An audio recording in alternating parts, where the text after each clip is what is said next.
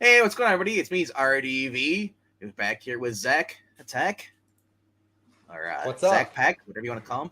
Zach Pack. Yeah, Zach back? I don't know. Zach is back. Tell a friend. I don't Uh, know. There's so many words that rhyme with Zach. I just don't even.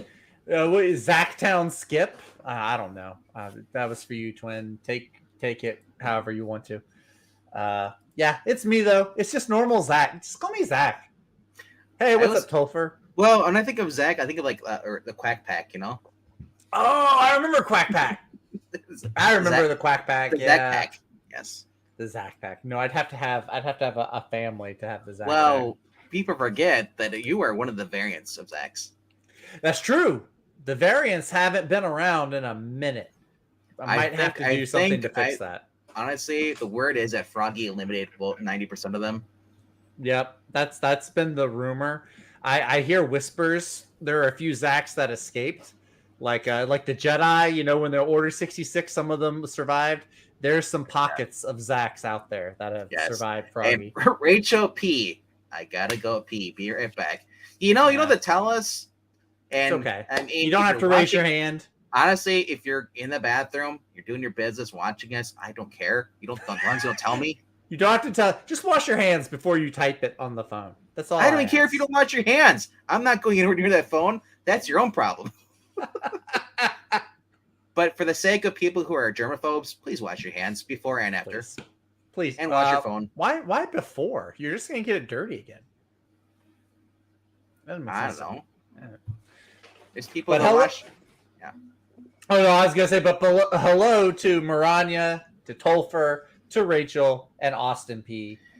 Hope And y'all are everyone, having a great Valentine's Day or and for anybody, Galentine's Day. anybody's wondering why I'm taller, because I discovered that my chair actually does go back up. I thought it was actually the hydrox was gone, so I'm able to. I'm like, finally, I'm as tall as Zach. Look, I went ahead. I dropped mine down a little bit, so yeah, you Yeah, can understand Zach's what it's six like to foot. be me. Zach is 6'1". I'm only Yes, 5'2", so I have to raise my chair up. I thought you were taller than that for some reason. I'm just kidding. Oh, Dude, okay. if I was 5'2", holy crap, That's I would short. be. I would be Cartman. My mom is that height. I honestly, I wouldn't want to be 5'2". I couldn't reach anything. We couldn't reach a counter. Yeah, you'd have to rely on people for help at the grocery store. I Sorry, mean, sir. like, Can you get that loaf of bread, please? Every time I go into Walmart, without fail, there is some lady. She's usually like 50 or 60, but she needs help. She's got to get something off the very, very top shelf. you know what Every it is, time. though, right? It's Why? because you're a handsome dude with that beard. So the old lady's like, get the handsome young guy over there, and she's like, you want to carry my bread to my car? Wink, wink. Listen, ma'am, I'm not wearing a blue vest, so that's a no. Typhoid Rachel. I never wash my hands. Yikes. I had a childhood friend named Zach. Why is there a hat in that? Did you murder him? Did he? Yeah, I was about to say, what happened to him? He was a childhood friend, but no more. There was a falling out. There was bad blood. What happened? There's a story in there. I want to know what it is, Austin. What a libertarian thing. I don't care. It's your problem. I don't think it's actually. Yeah. I don't I would care say what that. your religion or what your politics are. I think it doesn't make a difference. You say, I don't care, you're selfish. It applies to everybody. Oh, I haven't seen him in a while. Okay. Okay. Okay, so he's not dead. Okay. And welcome back. I thought you were back. You're typing. Let's say you were typing. Well, never mind. I was about to go. We don't need to go where I was about to go. I'm just going to stop it right there. I already went. I didn't even leave my chair. Let's go. I was going to say, I went before I got here. Oh, hey! hello, Senor Breen! Senor Breen! I said so England team was streaming before the CM Breen were there. I said, "Hey, buenos noches, seniors," but it was typed out like seniors, but I meant seniors because they're both old. TMI. I cracked myself up. Rachel, the more vulgar you are, the more Austin will be uncomfortable, and the more entertainment I'll get. About to say, I thrive on vulgarity. All right. So Okay, so basically, if you're new to here, and what we do here is we talk about what the books are coming out this week. And Zach will basically we each take 5 books from each of our pull lists. Mm-hmm. And so Zach has 5 books, I have 5 books. These are the books we think are going to be the best books of the week. And sometimes it's harder to find just 5 books, just because we're not getting that many books. Yep. Or sometimes it's hard because we have more than 5. Yeah. And it's hard, dude. Like when you have like a lot of good books that you're reading, and they all come out the same week, you're like, oh my gosh, who's going to have the better story? Well, that's what it's like the last day of, or the last week of the month. Like I skipped ahead and looked at the last week of February. There's like 14 books. And so I got to go through and be like, okay, which ones are going to be good? Yada, yada, yada. But it's crazy. It's absolutely crazy. All right. So I'm going to share my screen here. Get this going here. And then obviously, for those who don't know, we do these streams Tuesdays and Thursdays. Thursday's the follow-up stream where we show up the books we got, and then we get to see it. Brain says Zach makes poor choices again. He's not wrong. I do make some pretty questionable choices. Wow, I won't always admit it, but we all do. But we don't question you. We do. We just learn by now. Just let me make my mistakes and learn from them, Brain. That's all you gotta do. Let him make his bad mistakes, and then we get the gamble on what his mistake's going to be. If nothing else, I'm providing you with entertainment for free. Always. So say you're welcome and move on. All right. So I went. Thank you and move on. All right. Speaking of moving on, last 2 weeks I've gone first. So I'm gonna let you go first with your number 5. Yes. Great news. Thank you, Vinkman. I appreciate it. I'm just kidding. I'm going to my number 5. Son of a bitch. No, go ahead. Go ahead, sir. Okay. My number 5, I'm curious about this. Actually brought it up on you and Ash's stream last night doing the You and Ash's? You and Ash, or What Ash and grammar is that? yours. It's homeschooled grammar. Leave me alone. The stream that you and Ash put on every Monday night where y'all do that game, like pick one comic from a row and that's your pick. So there's a comic I came across. I was reading through the synopsis earlier and it looks interesting. It's The Last Barbarians, number 1. It is a brand new comic from Image, and I'm on like a fantasy kick. Like I'm going through the Harry Potter movies right now. I'm reading one of the Tolkien books, so I'm on a big fantasy kick. So I saw this and I was like, this could be cool. So fantastic world full of giants, magic, and flying fish. A world of possibilities. But Sylve, I guess, who is this blonde girl on the cover. Jack of all trades. She can fight, pick pockets, cast a spell or two. It's too bad for her that if you aren't a member of a guild, you're a persona non grata. She's got a 7-foot-tall brother to take care of who's disabled. Can't find a job. So it looks like a really cool synopsis for a story. I'm kind of like, I'm a little confused because the blonde girl is on cover A, but then almost all of the other covers have a redhead. So I'm like, what is the star? Who is the star? She kind of looks like Dakota Fanning. A little bit, right? Just a little bit like Dakota, like a more grown Dakota Fanning. All right. So then we see this. This is the one I'm getting here. Which one's that? So this must be an alternate character or someone who joins her. Yeah, that's not a bad cover. I like the tattoo sleeves. I like the cover B is the one that I like, which is the long red hair. It's weird that this isn't through Image because this is the book I normally would see through American Mythology or Scout or something really independent. Yeah, it does seem like it's a little like under Image. Like Image is the big dog, I guess, in terms of indie publishers. And this seems like it'd be lower. Yeah, I like that one. Look at her arms. She's jacked. The face, though, kind of looks like a Kari Andrews face. A little bit. It does have a Kari Andrews, kind of a little bit more curves in the like forehead and stuff. But I don't know. It looks cool. It could be interesting. I'm hoping that it's good. This is one of my infamous number 5 pick gambles. So we'll see how this one plays out. But I think it looks interesting. I like fantasy books. Who is the writer on this? It was Brian Haberlin. Brian Haberlin. Brian Haberlin, yeah. For those who don't know, Brian Haberlin he's worked on Spawn, Kiss Cycle Circuses. He's done Witchblade. So he did a Batman Spawn book. I mean, he's Yep, worked yep. on a few things that I recognize, and nothing bad And- from what I can tell. So Well, Brandon Raven recently just wrapped up working with Will Shield. They were working on X-Men Legends issue 6 and 5, where they did Bishop. Okay. Oh, right on. Sorry. Yeah. Cool. So, like I said, So, this looks really cool. Overall, it just, I mean, it looks like, with Dungeons and Dragons movie coming out now, and now we have this coming out, and it's like, yeah, I'm just glad that we're getting more into the fantasy stuff now back again. Last time I've the always fantasy liked the was fantasy. 80s. Yeah. Well, no, that's not we true. did Lord of the Rings, but I mean like fantasy. I mean like Conan the Barbarian, Arnold Schwarzenegger, Dragon Slayer, Deathstalkers, all those like a lot of Clarkson movies. Harry Potter was out for like a decade though. I mean, but that's more wizardly. I'm talking about like barbarian stuff, wizards, sword and sorcery. I get what you're saying. Yes. No, I agree. I am actually, and Rachel, I agree. I am also kind of excited for the new D&D movie. Awesome Pete American Mythology is as a company publisher.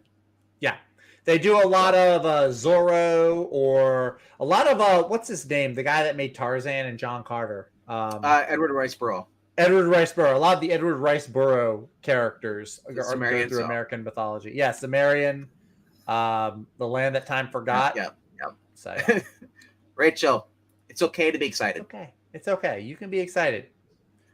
We can't hear you, so don't worry. I did get the Hogwarts Legacy game, Rachel. I am freaking loving it. That's what I've been hearing. A lot of people who have been playing it are actually enjoying the game. The people who are mainly upset about the game are the people who hate J.K. Rowling. And it's like a very tiny amount of them. And then there's other people who just don't like anything. Yeah. So I love it though. Hufflepuff for life.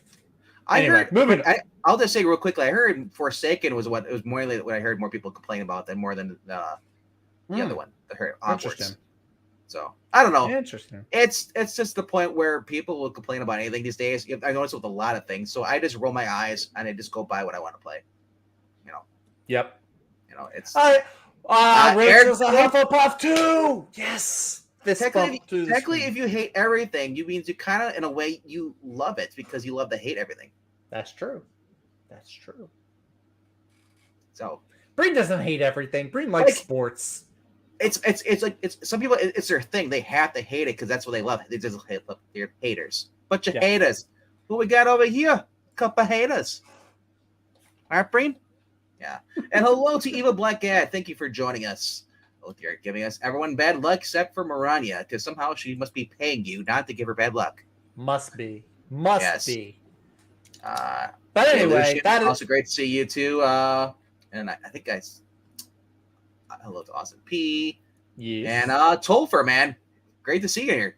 Yeah, it's been a while, I think, since we've seen Tolfer. Yeah. So, but yeah. That is my number 5, though. Last Barbarians. It's only got 3 issues right now, so I'm hoping it says series premiere.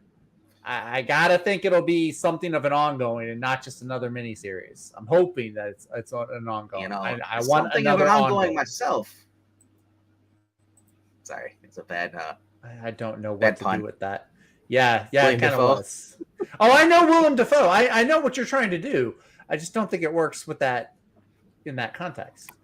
It can. You're just a hater. All I right. Probably am.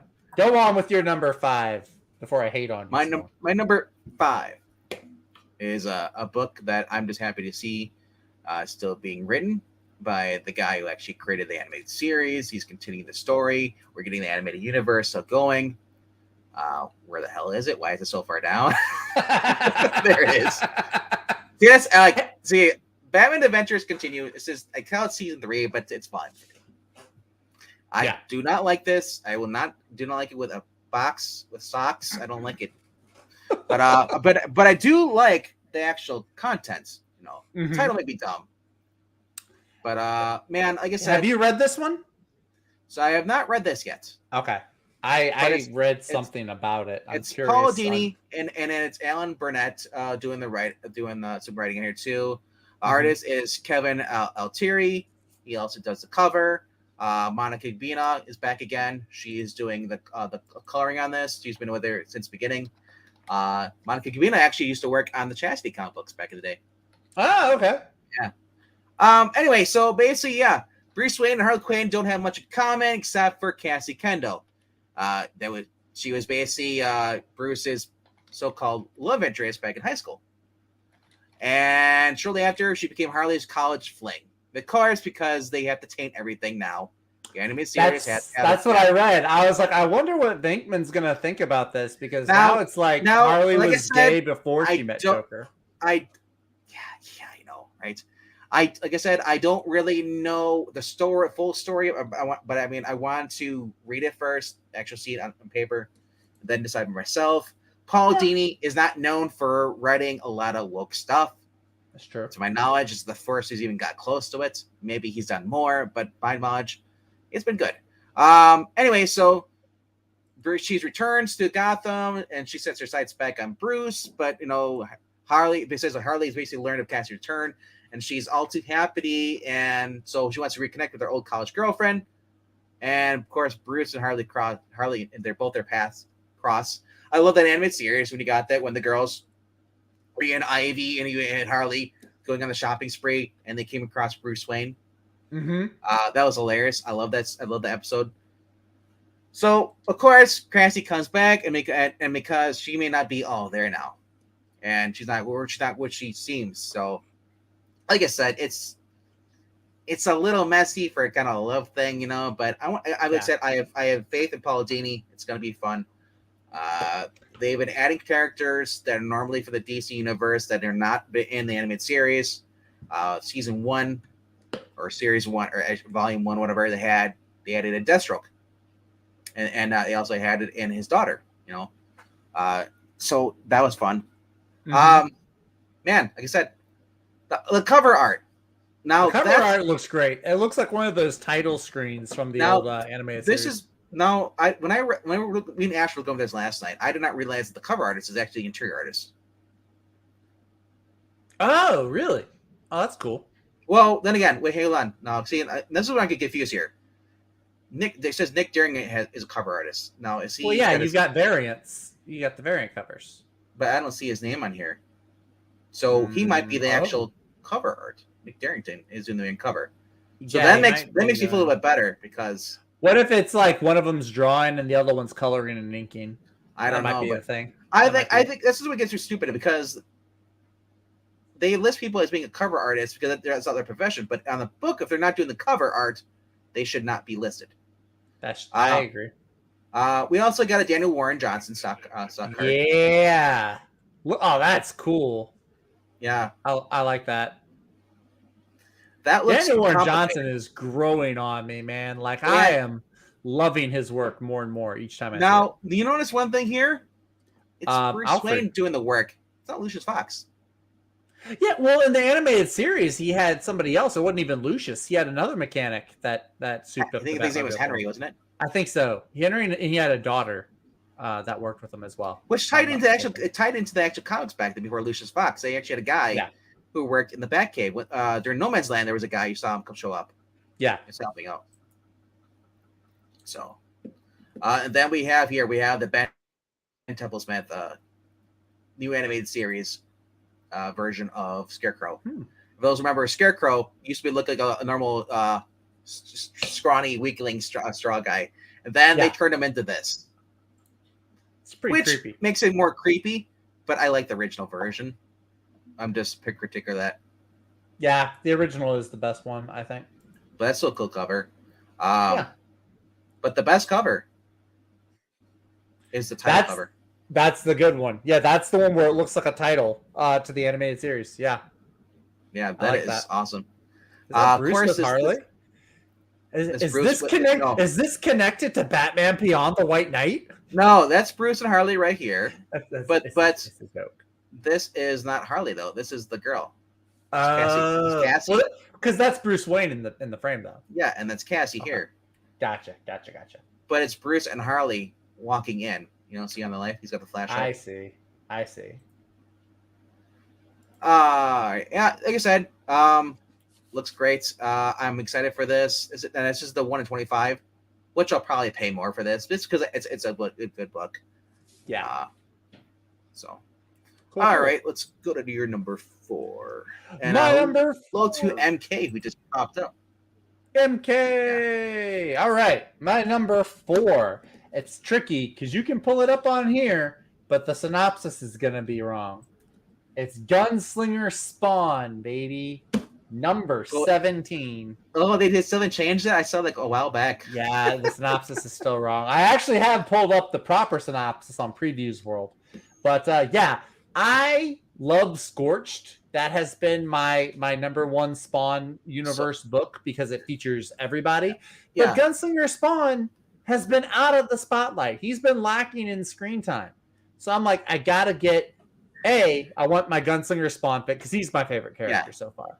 But then B, Brett Booth is doing the art on this book, and I am a sucker for Brett Booth art. But the big problem, though, is it's not a problem. It is not a problem. You be quiet, sir. I do not mind Todd McFarlane's writing. I know some people say that he's a better artist than a writer. That might be true, but I don't mind his writing. I also don't mind Fast and Furious movies, so I have no problem watching bad entertainment and having fun with it. So Todd McFarlane's writing something. Look, it's not Vita. It's not Alyssa Wong. It's not Megan Fitzmartin. I can read Todd McFarlane and I'll be just fine. But it's a cowboy Spawn. I like that cover where he's on that demon horse. That is a sweet looking cover. But yeah, it looks really cool. It says a partnership is undone and a friendship is severed. A looming specter of failure and loneliness beckons for Pitt and Mathilde. Alone, an impenetrable and forbidding folk legend stands between Mathilde and the object of her desire, and there's no way through without confronting her own demons. So, here's the clown. Really cool. Now, that looks like the clown demon. A little bit. It looks like a bug, like a giant No, bug. I mean with the blue, though. Remember there's always that fat guy was always tearing out Terry. Spawn's arch nemesis. Yeah. I forget what his name is. That's a little I care about Spawn. I watched the movie. I read some of the stories. I just couldn't get into it. Now, ironically, I wish I would have bought the issues back then instead of just kind of flipping through them. Yeah. Yeah, I don't know. I normally don't pick up the Gunslinger Spawn. Like I said, I get Scorched every issue, but I picked up a few issues of Gunslinger Spawn. And I like it. I like Westerns. There's not really any other Western comics being made right now. So, and I like the whole blending of Western and supernatural horror. I like those two genres together. So look at this. It's critters. They look like some gremlins got into Atlantis is what they look like. The cat on the screen. That's for next card. This is next cover, but I'm intrigued, kind of, sort of. Yeah. But Brett Booth is saying on Brett Booth, man. I love Brett Booth's art. I think his art is fantastic. We don't get enough of it at DC. So if I get a chance to get a book that has him doing the interiors, I'm gonna snag it. Here's how I read it for you. Gunslinger Spawn is just Jason Todd. Don't say that. Why do you say things? Why do you have to stomp on my dreams and my joy, Bankman? Because if you read Scorch, he acts like Jason Todd. He's true. He's selfish. He has 2 guns. He's true. This is true. Well, Jason doesn't use guns anymore. He uses crowbars. Sure. Yes, he uses the crowbar, and he has Hey, remember back in the day when Jason Todd was a straight up villain? Pepperidge Farm remembers. I do too, because I saw a Green Arrow synopsis where Red Hood wanted to kill Speedy. But anyway, this is my number 4. I am looking forward to it. I think it's going to be a lot of fun. I look forward to telling you all about it on Thursday. But Gunslinger Spawn, number 17, is my number 4 pick. All right, I read some of his comments. Scarecrow changed designs even before season 4. And generally, as MK says, he was creepy in general. Warped character. The Arkham dude looks like a demented. Awesome B says he went from looking like a sock puppet to actually looking like a scarecrow. But I love the sock puppet though, like the little thing toes. It has appeal Because around Batman just made him look like a wimp. It was. I'm just gonna say this: if they would have introduced the current design when they just showed you the last book as the original one, I would have been fine with it. But the fact that it doesn't make sense for them to go from being a weakling little wimp to being like tolerating like scary guy. It's like what the Right. They should have said this is Jonathan Crane or somebody or a legacy character, whatever. At that point. Watch out! If you say that 2 more times, Ash is going to show up in the chat talking about legacy characters. And then will we say, "Hey you guys," "Hey you guys," or "Hey you pies"? Maybe it'll be something completely different. Maybe we'll say, "Hey," maybe we'll say like, "Hey you thighs." I don't know. Well, I just said that was one of the things. Oh, did you say thighs? What about ties? Hey you ties. There you go. Zach, ladies and gentlemen. All right, I'm here all week. Hello to trusty sidekick. Hello, howdy, Pilgrim. Howdy, Pilgrim. Undead Quinn coming in with his number 5, Nightclub, number 3, good choice, great book. He is also going for his number 4, Batman and Adventures Continue, Season 3, number 2. Adam McFarlane is the Michael Bay of comic writing. You know what? And I'm okay with that. I am okay with that. I watch a lot of Michael Bay films. I'm sure you do. I do. And I have fun with them. Gunslinger Spawn starts using curl bars in the next issue. Thank you, Breen. All right. And why are we talking about Aubrey Plaza? What is MK brought up Aubrey Plaza, and Aubrey Plaza is kind of cute. She's kind of a dish. I'm just trying to say, he crushed Aubrey Plaza. She's weird. I guess it's kind of weird, but it's part of the appeal. Weird, but she's also kind of not funny in some things. Watch her in Parks and Rec. I've only really seen her. Watch her when she starts praising the devil. It's like that. It's her go-to thing when she that's the material. Okay. It's like okay, we've seen this before.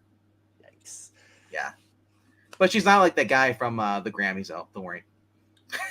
Which one? There were several. The guy who dressed up as the devil. Was that the guy that was dressed up? He looked like a sausage, like in a case, like sausage casing. He had the red shirt on. Yeah. It looked like a bad SNL skit. Like they're trying to be Will Ferrell when he dressed up. God, what are the Grammys even? It's like they're trying to be the Hellfire Gala. Anyway, moving on. That's a whole other topic. I mean, all right. Brett Booth looks disturbed in that picture. He's like, "What are you talking about?" My number 3. Since we were talking about it and how awesome of a book it is, I gotta talk about it. Nightclub is my number 3. Hey. Ash and I just did a little review over the first 2 issues. Go check that out on Ash and Comics. Yes, he does have a channel, only because I'm there. All right, so Mark Millar. Man, what more can I say about this? It is a fun book. It's only $1.99. I love it. It's so much that even Skip loves it so much that he wanted to join right now as I start talking about Mark Millar. See? He quickly rushed home, cleaned his room up, shaved, took a shower, and as soon as he heard Nightclub, he dashed right out of here. He saw me light the beam, and he had to answer. What? No, he saw a Breen. He said, "Light the Breen." Light the Breen. Light the Breen. Hi, everybody. How's it going? What's going on, man? What is up? Skip, are you reading this book at all? Yeah, I am. Oh, man. I've just been loving this. I thought I did not know what to make of the series when I read the first issue, but the second issue, I was like, man, this is just not a child's book, but I mean, it's family friendly in a sense. It's not like overly vulgar, but it's not also like too kiddie friendly. It's not like My Little Ponies. It's a point where you can actually from 18 or whatever old you are to like down to like 12 or even 10, you can read this and have fun with it. Yeah, it's family friendly, minus like all the blood and all that stuff, and the vampire kid beating the crap out of the bully. Minus that, yeah, I guess it's family friendly. I mean, you're gonna see that Diary of the Wimpy Kid if he gets a chance. Point taken. Point taken. Yeah, I've been enjoying it. It's a fun story. Like I don't think I feel as strongly about it as you do, but I have been enjoying it, and issue 1 was solid enough for me to stick with issue 2. Issue 2, they progress the story along in a better manner and at a better pace. So yeah, I'm looking forward to issue 3. It's on my pull list. I'm gonna read it. It's not the first book that I'm gonna read off my pull, but it's cool. Like the way I was describing it to Ash last night, it's like just pretty feels like Cobra Kai. That's I think if they became vampires and then they're gonna fight with the kids at school. Fair. It's like I said, it's the book. I usually don't read Mark Millar stuff. He's Jupiter Legacy. I tried to get into it, could not.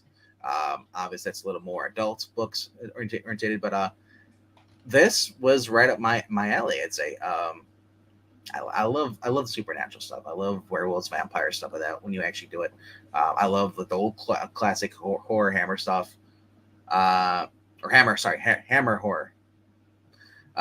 But yeah, overall, like I said, the first issue, I was like, okay, I'm seeing it. By the second issue, I was hooked because I was like, dude, usually it takes me $2 nowadays because sadly, if I'm going to drink a book, the first book and maybe it's just with Millar because I read Nemesis, the first series. I read the first one, didn't know what to make of it, so I read the second one. By the second one, I actually was starting to enjoy it. I was like, okay, now I want to see the 3 and 4. I'm hoping that's the case with Nemesis that's coming out this week. I hope that like it just hooks me in because I know it's a reboot, but I'm like, I'm curious how different it's going to be from his original series because I love the original one had a plot twist, at the end. So you're like, I didn't see coming at all. Mm-hmm. But overall, Nightclub has been entertaining.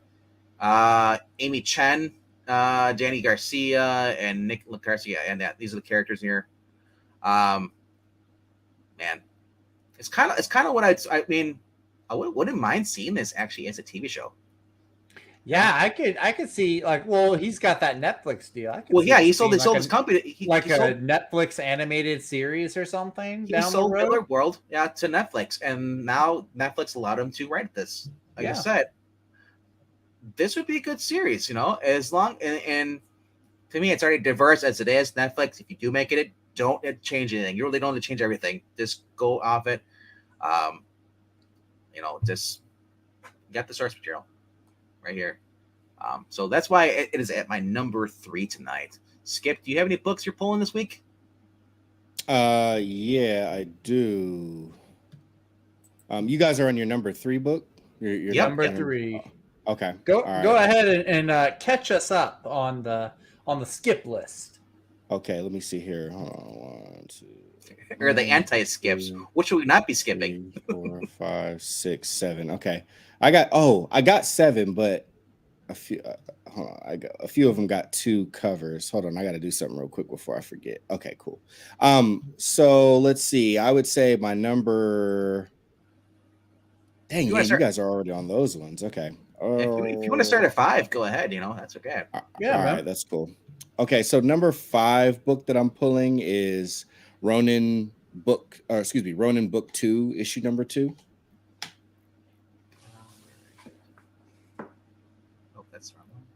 I heard you and Ash talking about it last night, and Ash really selling it for the art. Surprisingly, with Frank Miller being his favorite writer, I can look at it both ways. I can see that he reads it and sees that Frank Miller is not at the height of his craft where he used to be.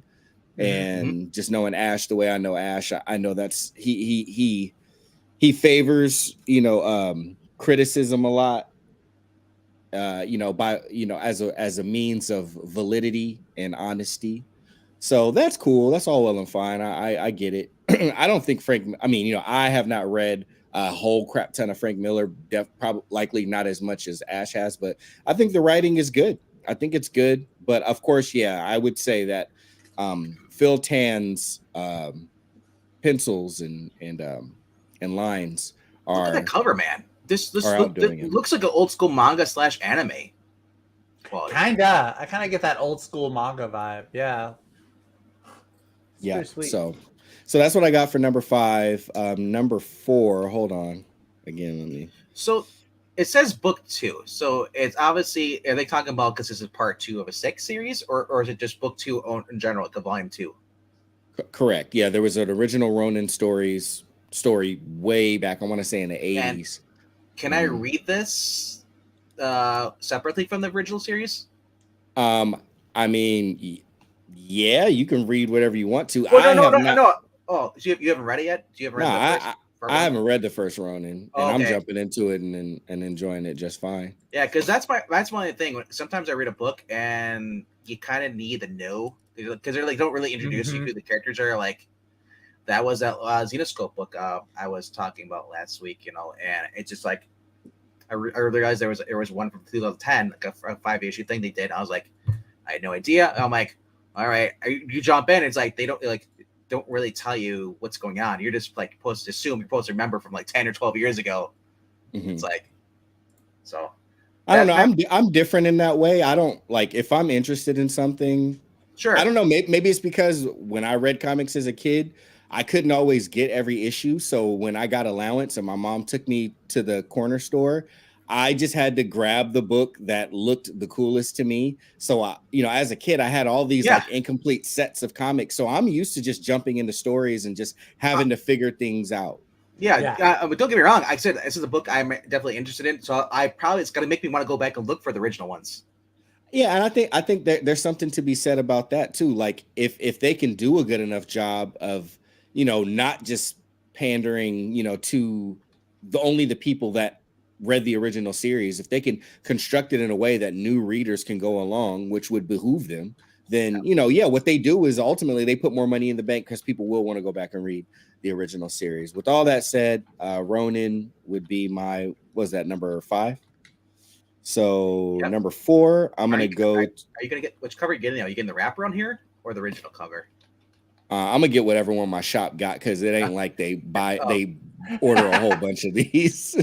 They're expensive and it's not like they're super popular. So whatever cover they got, I'm gonna get it. The wraparound cover looks cool, but I don't really care about the cover for this particular book.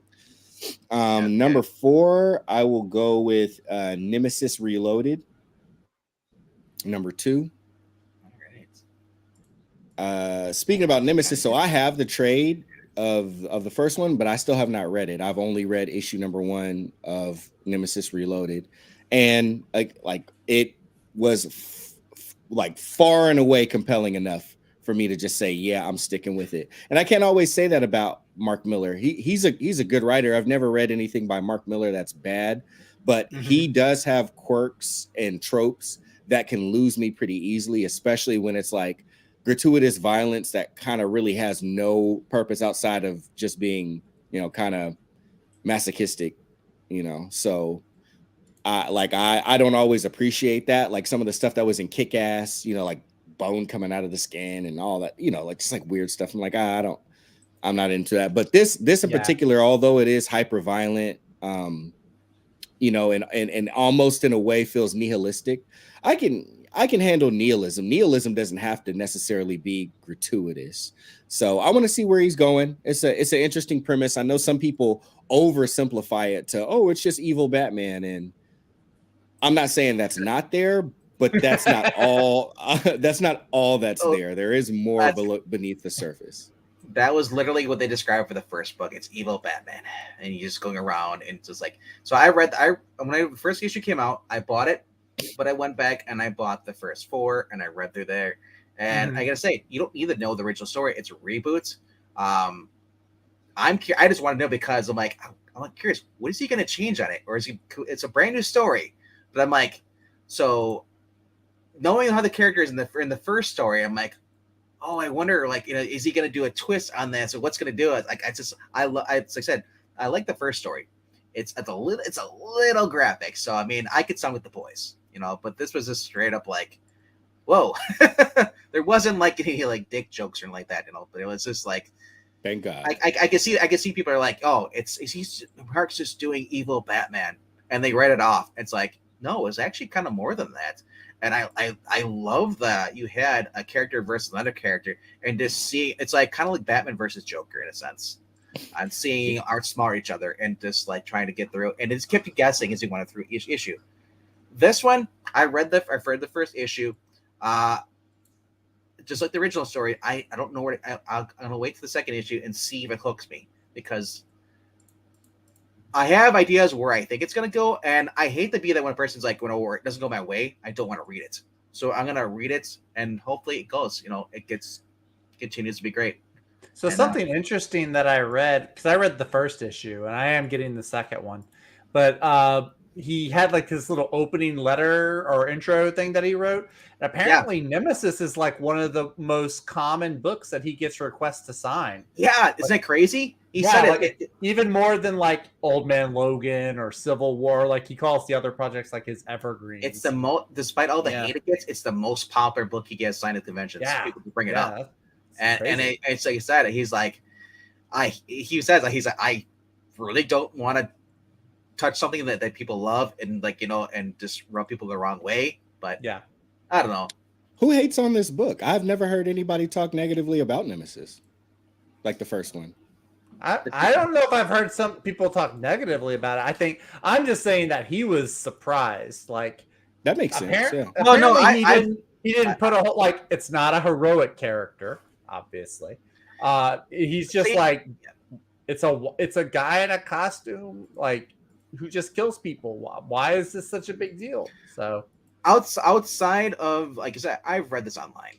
I've gone through and just gonna look at it for like getting like scan stuff, and sometimes I read comic books. I read the comments. I love reading comments on some of the R sites, and the same people who are complaining about this comic book are the ones who complain about the other comic books. And I get the point. It's like, dude, all you do is read books that you hate. Why are you reading books that you hate? I was gonna say that's what it sounds like. Why are you calling out Eric Breen's comments? Ouch. I don't call Eric Breen. Eric Breen can barely manage his phone. He's not on any websites. Ow! Wow! Got you, Breen. Well, with that said, that's my book number 4, Nemesis Reloaded, and then book number 3 is They're All Terrible by Matt Kent and Ramon Villalobos, good pal of mine. This book is published through Bad Idea, so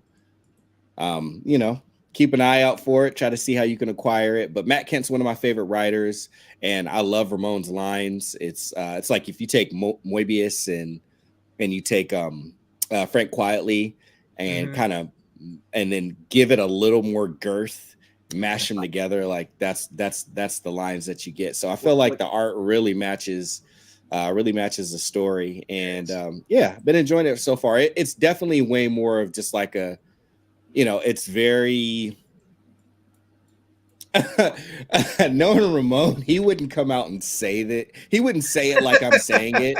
He would put a spin on it, but it really is just it's about a bunch of like machismo miscreants that are just kind of going around trying to prove and see like who's the baddest, and frankly they're all terrible, and that's exactly what you get. So if going back to me talking about like not always liking gratuitous violence, like it's funny because within this book, like it's not super gratuitous, and there is a story through it, but like if I was going to oversimplify it, like if you want a book about a bunch of kind of rocked up crazy warriors who's trying to prove like who's the baddest, this is a book that I would suggest getting.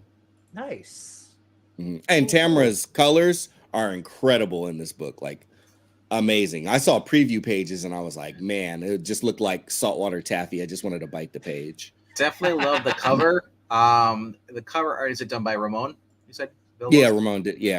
Ramon did the just cover. The coloring by Tamara. It just pops, man. It looks like a real heart. In the sense, it just looks like it's coming right at you, ready to beat. Even I was looking at the dagger. Oh, there's some cheesecake on the dagger. You look at it. I was like, I didn't see it the first time. Yeah, look hard enough. Ramon's one of those people. He's a cerebral guy. He'll trick you if you follow him on Twitter. He's a button pusher. So he does things within his art, within conversation, in real life that will like push your buttons if you don't realize like what he's doing. But once you see the game below the game, if you play the game, like he'll respect you. But he does that with his art. Yeah. So that's my number 3. Are we on to number 2 now? Who's up for number 2? Breen, I'll be the better man. I won't comment on your typo. Oh, I missed it. Hold on, let me go over there and see what Breen's talking about. He had a nice autocorrect. Oh, did he? I'm sure it was probably something about our national treasure, Gabby Rivera or whatever. Oh, sure. Yes. Who should have her own movie with Kate Bishop, Hawkeye. That's America Chavez. I want Gabby in there too as a cameo. Oh, okay. Why not? You want her to write herself in like that one comic writer wrote herself in as having Vixen and Harley Quinn for a girlfriend? If we can't get America Chavez with her girlfriend hanging out with Kate Bishop in the car, I want America Chavez the movie. MCU, if you're gonna go full look, you better go with the best character there is, America Chavez. All right, and then again, just throwing Miss Marvel in there just for the hell of it. Just for kicks. Take a look at the bad guy. Yeah, Razor Ramon, man. Scott Hall, miss him. Rest in peace. I got to see him a little bit before he passed away. He came out here to Stockton Con, and that was cool. It was a pleasure. Dude's tall, man. He looks short compared to others with the wrestlers. I always laughed at whenever I saw Rey Mysterio. I'm like, man, he's small. Wait, he's my height. Yeah, bro. I'm 5'9". I know Rey Mysterio's a little shorter than I am. You think he's like 5'7", but still, like you see the wrestlers are like 6'5" and up. Mm-hmm. Those dudes are giants. Yeah, for real. They ate their Wheaties. I didn't eat Wheaties. Okay. They ate their Miracle Grow. Miracle Grow. Ugh.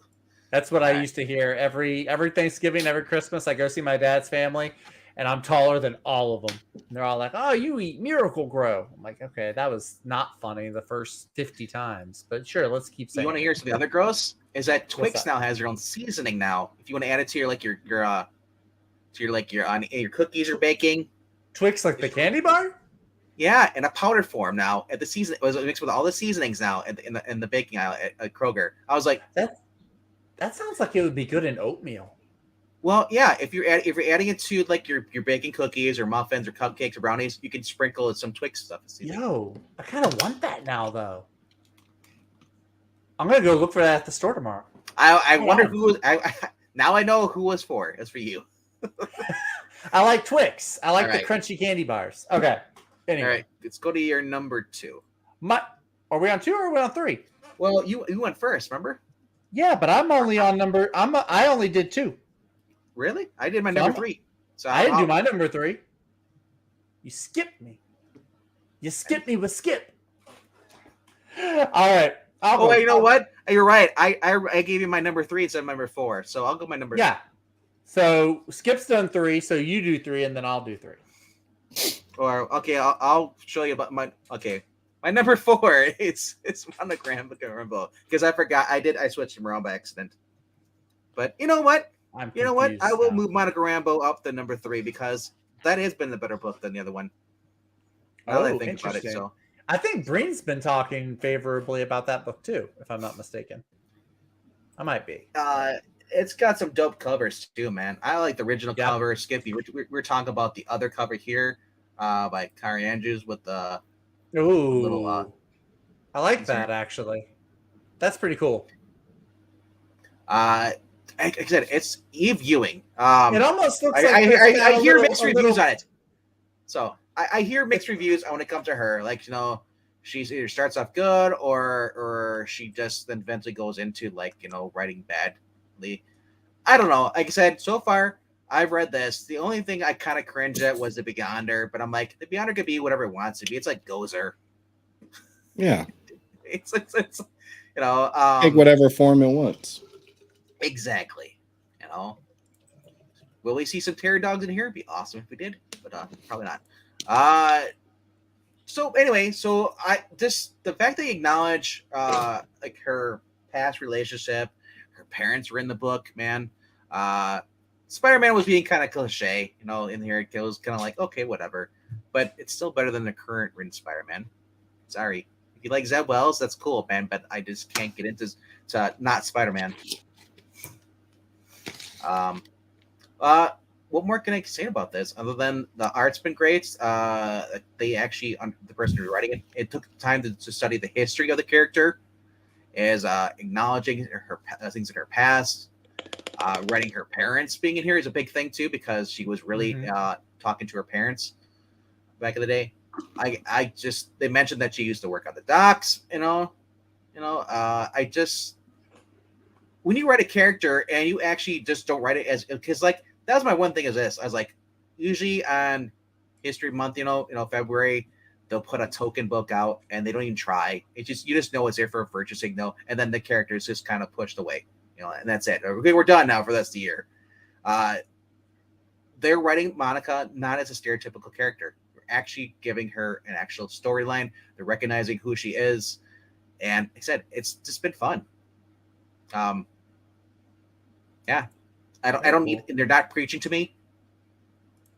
Thank God, Marvel, DC, stop preaching to us. Stop having the writer tell us what they want us to think, how to act, instead of just writing the character, having a good story. We can escape reality. That's all anybody wants when you read a book, so we can just read something, be entertained. This whole time I've been looking down at Skip. I mean, like, I thought about that. Should I move him up because I feel guilty because this is Black History Month? Yeah, put me on the top, bro. What's happening? Like Not enough respect right now. Right? There we go. It is truly now. It's Black History Month. All right. As long as I'm still above Zach. Well, I gotta be on the bottom, right? Because I'm the bad guy. I gotta be on the bottom. The bad twin. The bad twin. I'm the look. I got the goatee, kinda. I got a beard that goes with it, but I got the goatee, kinda. Who's got the better beard now, Zach or Skip? It's Skip. It's gotta be. Look how clean cut that beard is. Mine's like growing out like Doc Brown's hair. Like it just goes in all. Skip goes to the butcher directions. and he talks to the guy and he just gives him the nice little clean shave right there. Yeah. The butcher? I go to the guy that hacks up meat for my grooming. That's how you get a discount, bro. I think you mean the barber. Butcher slash. You guys don't have those butcher slash barbers? No. I think that's a Wisconsin thing. I don't think I would even trust one. Beats your meat and give you a shave? That's a very interesting service. I'll look into that. Yeah, it is. You go to BJ's. Okay. What's the difference? The difference is I don't get shaved at BJ's. That's the difference. Oh my god! How did this happen? It's an extra service you got to pay for. Okay. It's like going to Supercuts to get the towel, the warm towel. You got to pay a little more. No, you don't. They do that for me for free. That's because they're trying to smother you. They must like you. They're trying to smother me. They failed 4 times out of 4. They failed so far. This guy keeps talking to me. He just keeps pushing the towel in his face. Really bad assassins. Yeah, Zach is the evil white guy. Confirmed. They call him Riker. All right, let's get on to Evil White Guy's number 3 book, though. I'm ready to get into it. And I'm ready to see Breen's reaction. This is the book I know Breen's going to be like, what are you thinking? If Ash was in the chat, he'd probably say the same thing. We're going to Fantastic Four number 4. Heck yeah, we are, man. Heck yeah. Absolutely.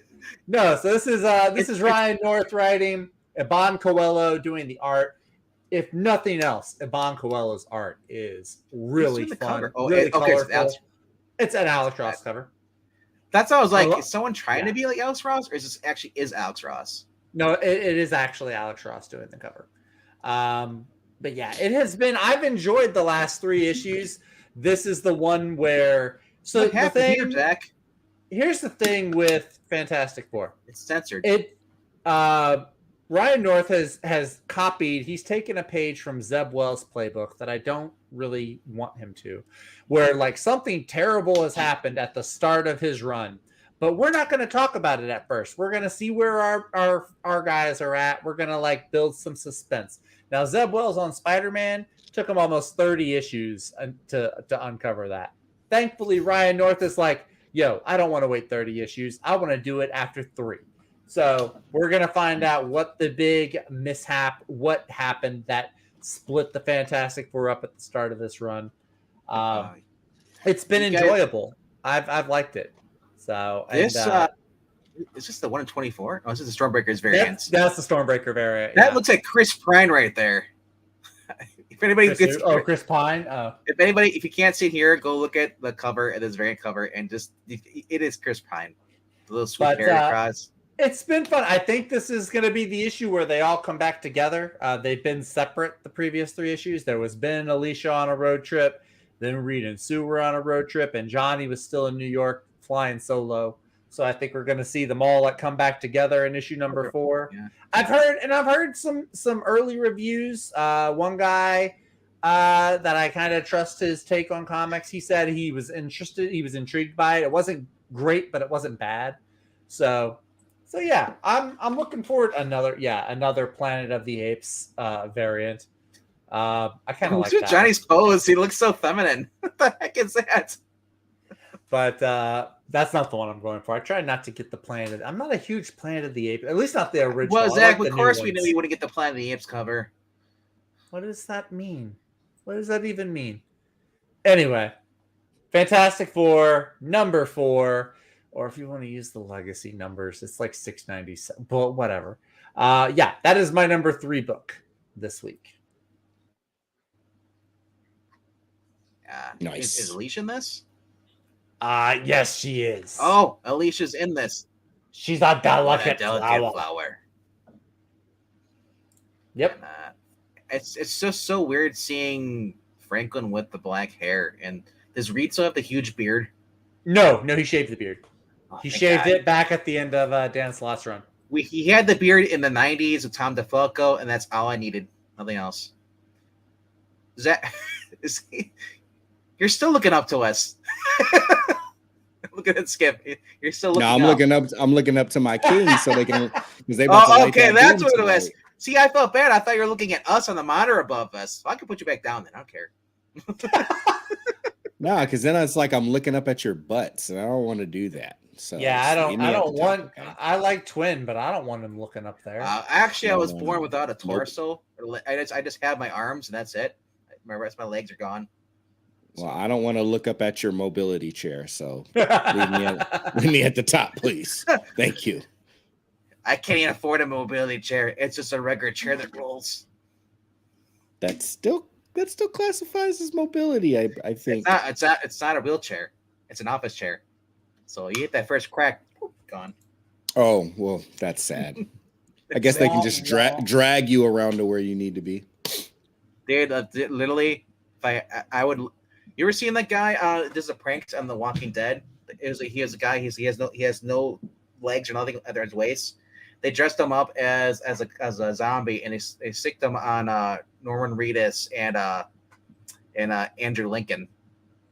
So he just ran out. He ran out of the room. He's just crawling on his arms, just crawling as a walker. It's kind of cool.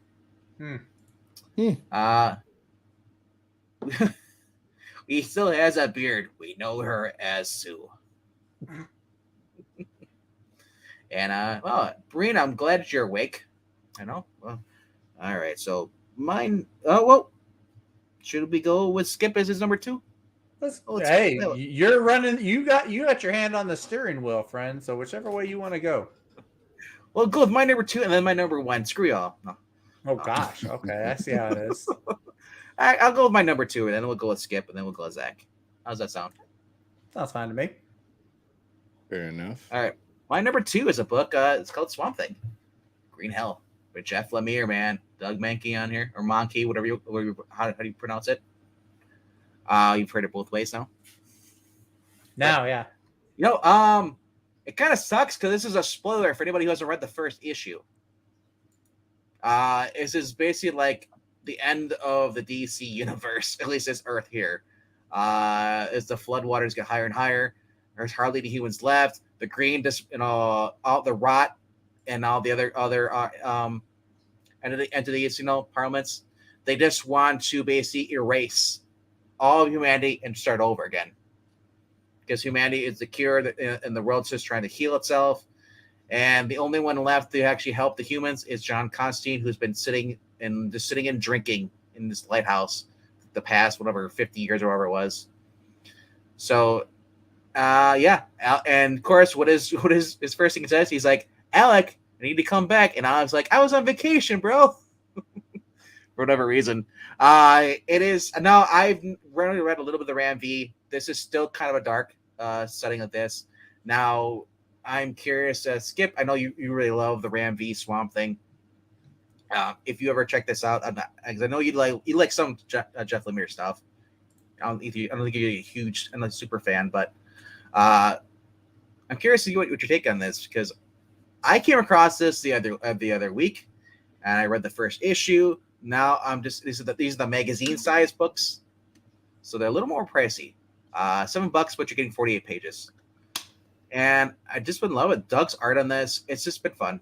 Like I said, it says, as a description here says, Al Cullen has been summoned back to the land of living by the by the decrepit John Constantine himself, which is quite the surprise of the Parliament of Trees, in exchange for a peaceful eternity within the green. Alec was to stay out of their affairs, but with lives at risk, he refuses, and but his conviction comes at a cost. If Alec is in his stolen body, defending the last vestiges of humanity, he's gone for good.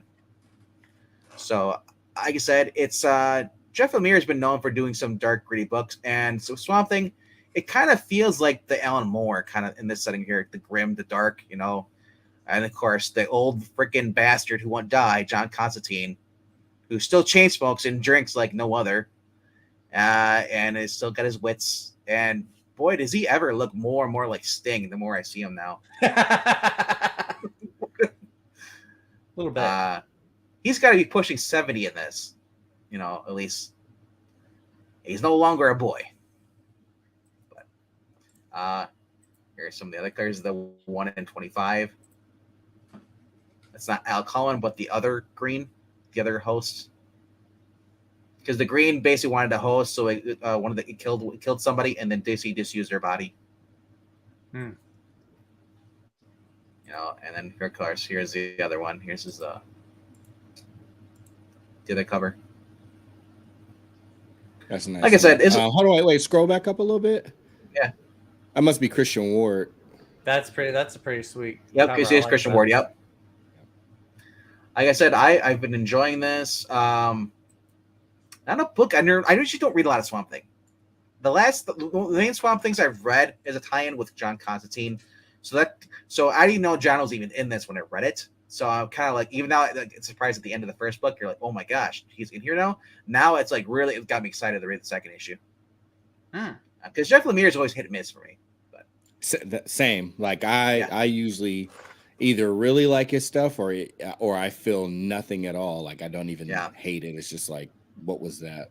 So I love Snow Angels. And then I read the other one with the dogs and the monkeys. I forget what it's called.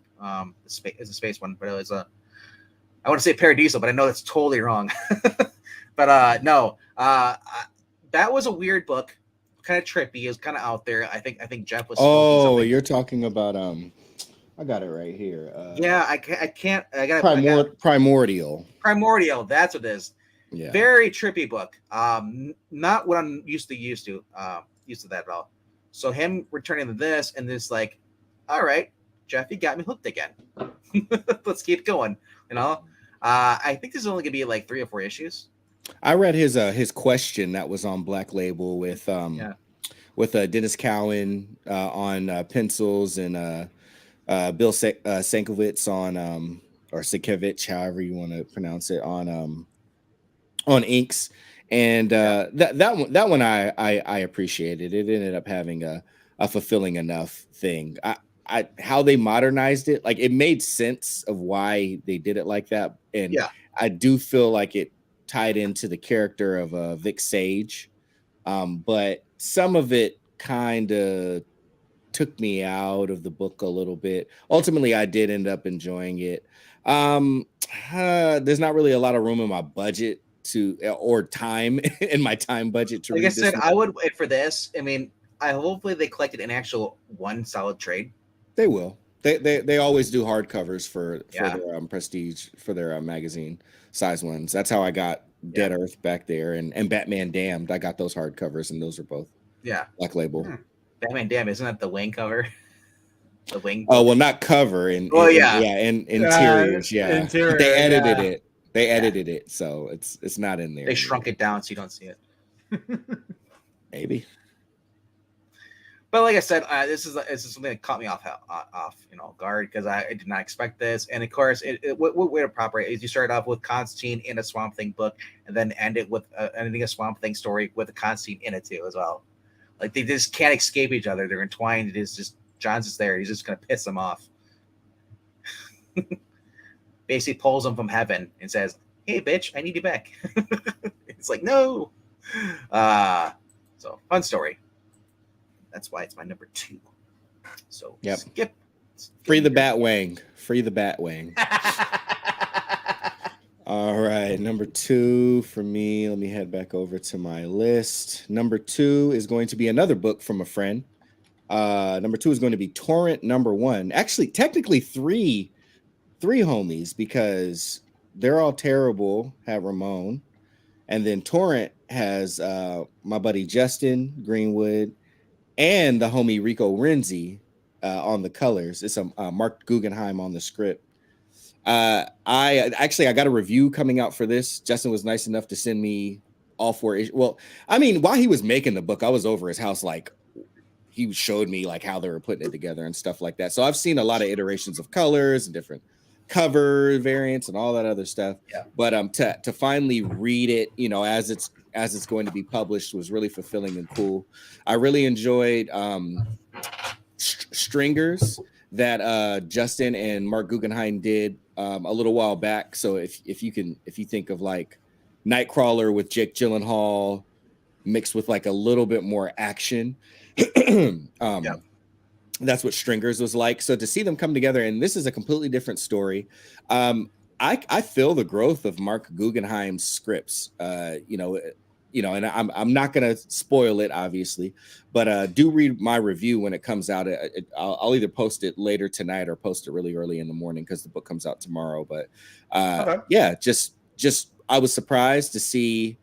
And Mark Guggenheim is already such an established writer, producer, writes for TV, still always is working on a comic, just because, he loves them.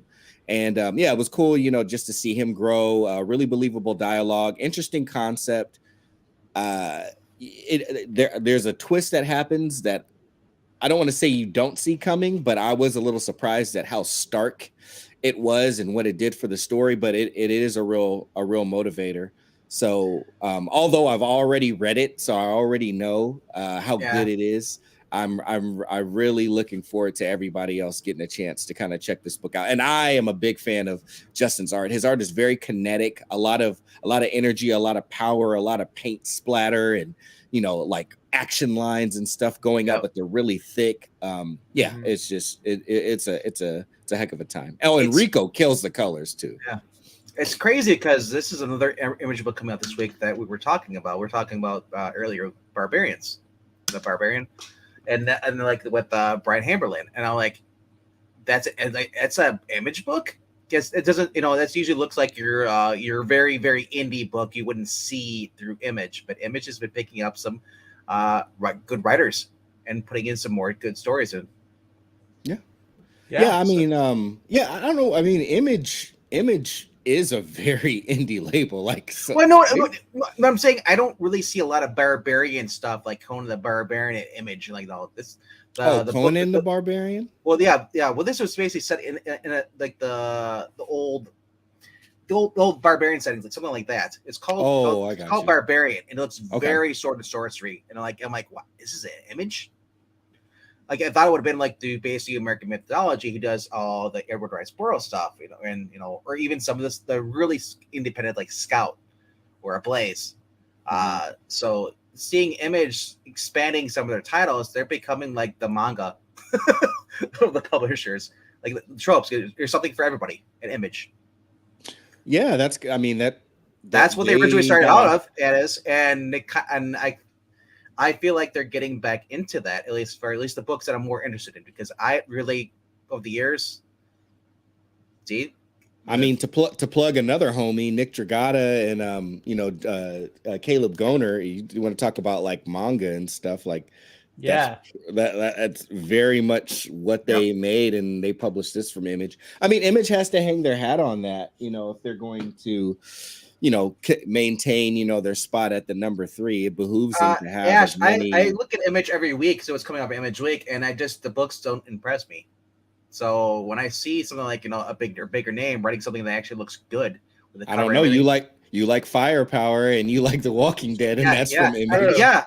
But outside of that, though, out of the indie books I've seen coming out their Image, I just don't really intrigue me that much. You didn't like Geiger, and you don't like what's the robot one? Junkyard Joe. Junkyard Joe. You don't like that? I know. Yeah, I've been reading those, but I think you like more Image books than you realize. Whole freaking Skybound is published through Image. You like Skybound. Yeah, but I consider that to be separate from Image, though. But it's not. It's literally through Image. Like he's an Image. He's raised himself up to be like part of the Image board. It's Image.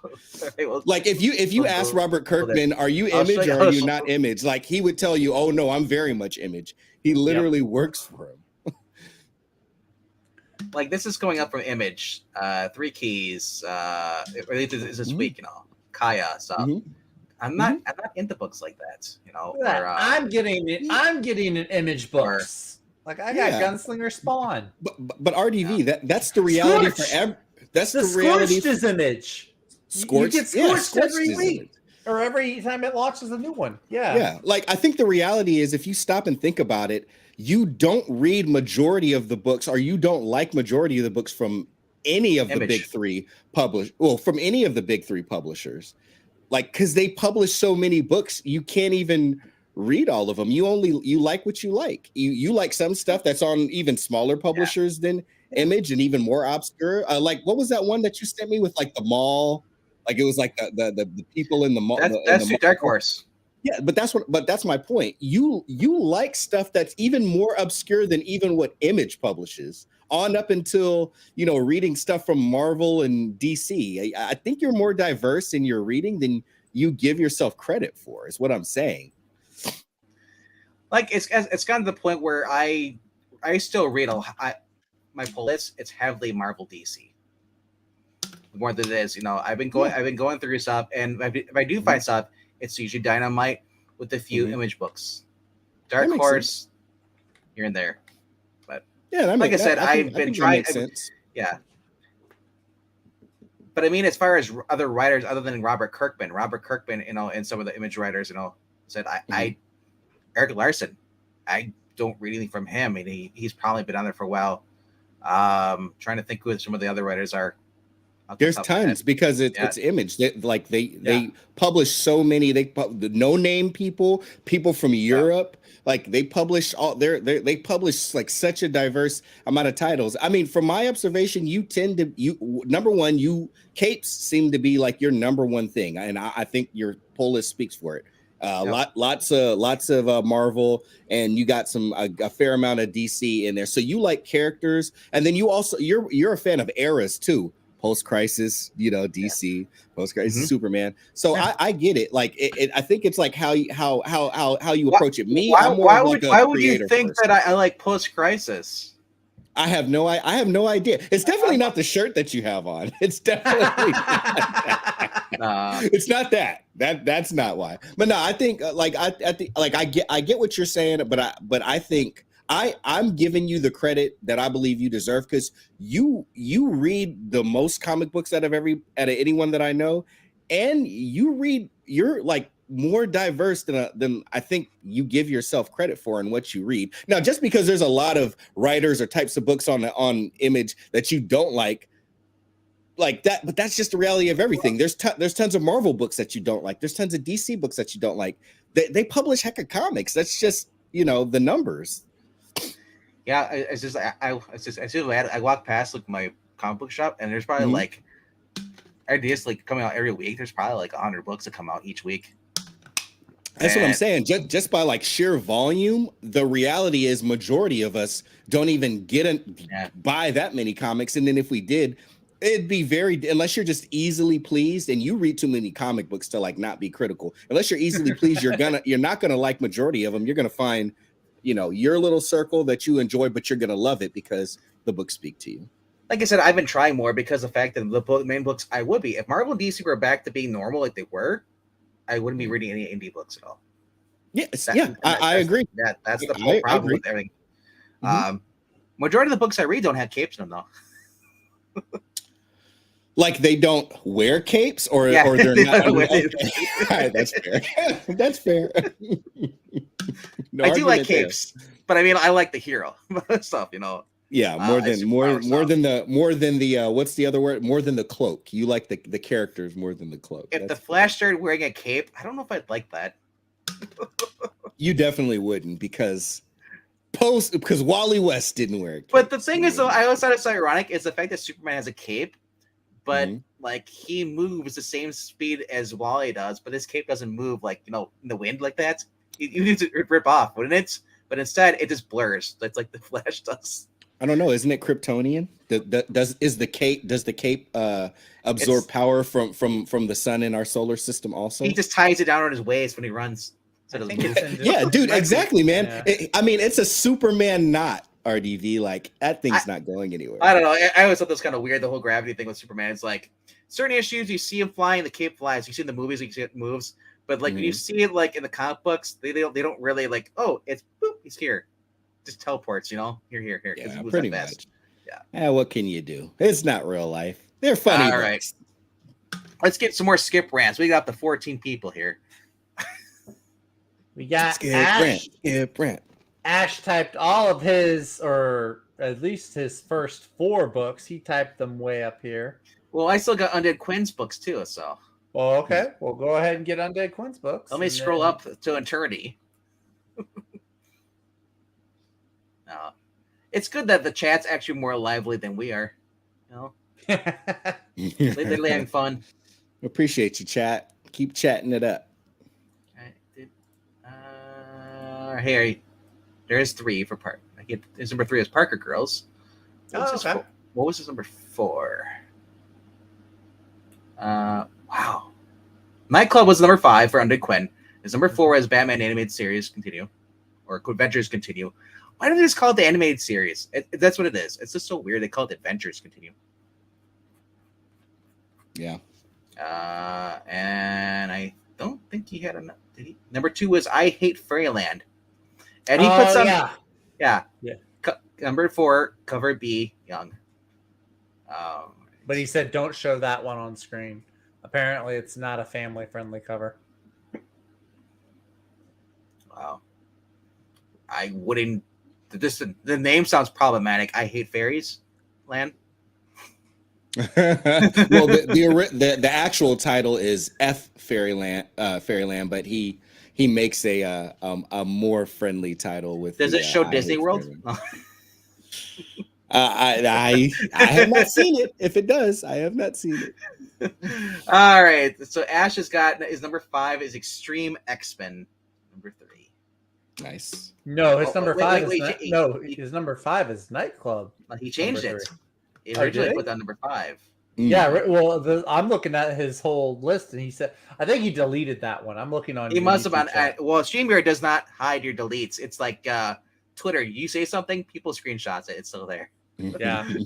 So on YouTube, though, it says number 5 is Nightclub. Number 3 by 8 billion genies is his number 4. Yep. Nemesis Reloaded is number 3. Number 2 is Batman Beyond the White Knight. That's his number 2. Wow. So his number 1 must be X-Men Extreme X-Men then, if he deleted. Oh, it might be. It might be. You're right. It could be.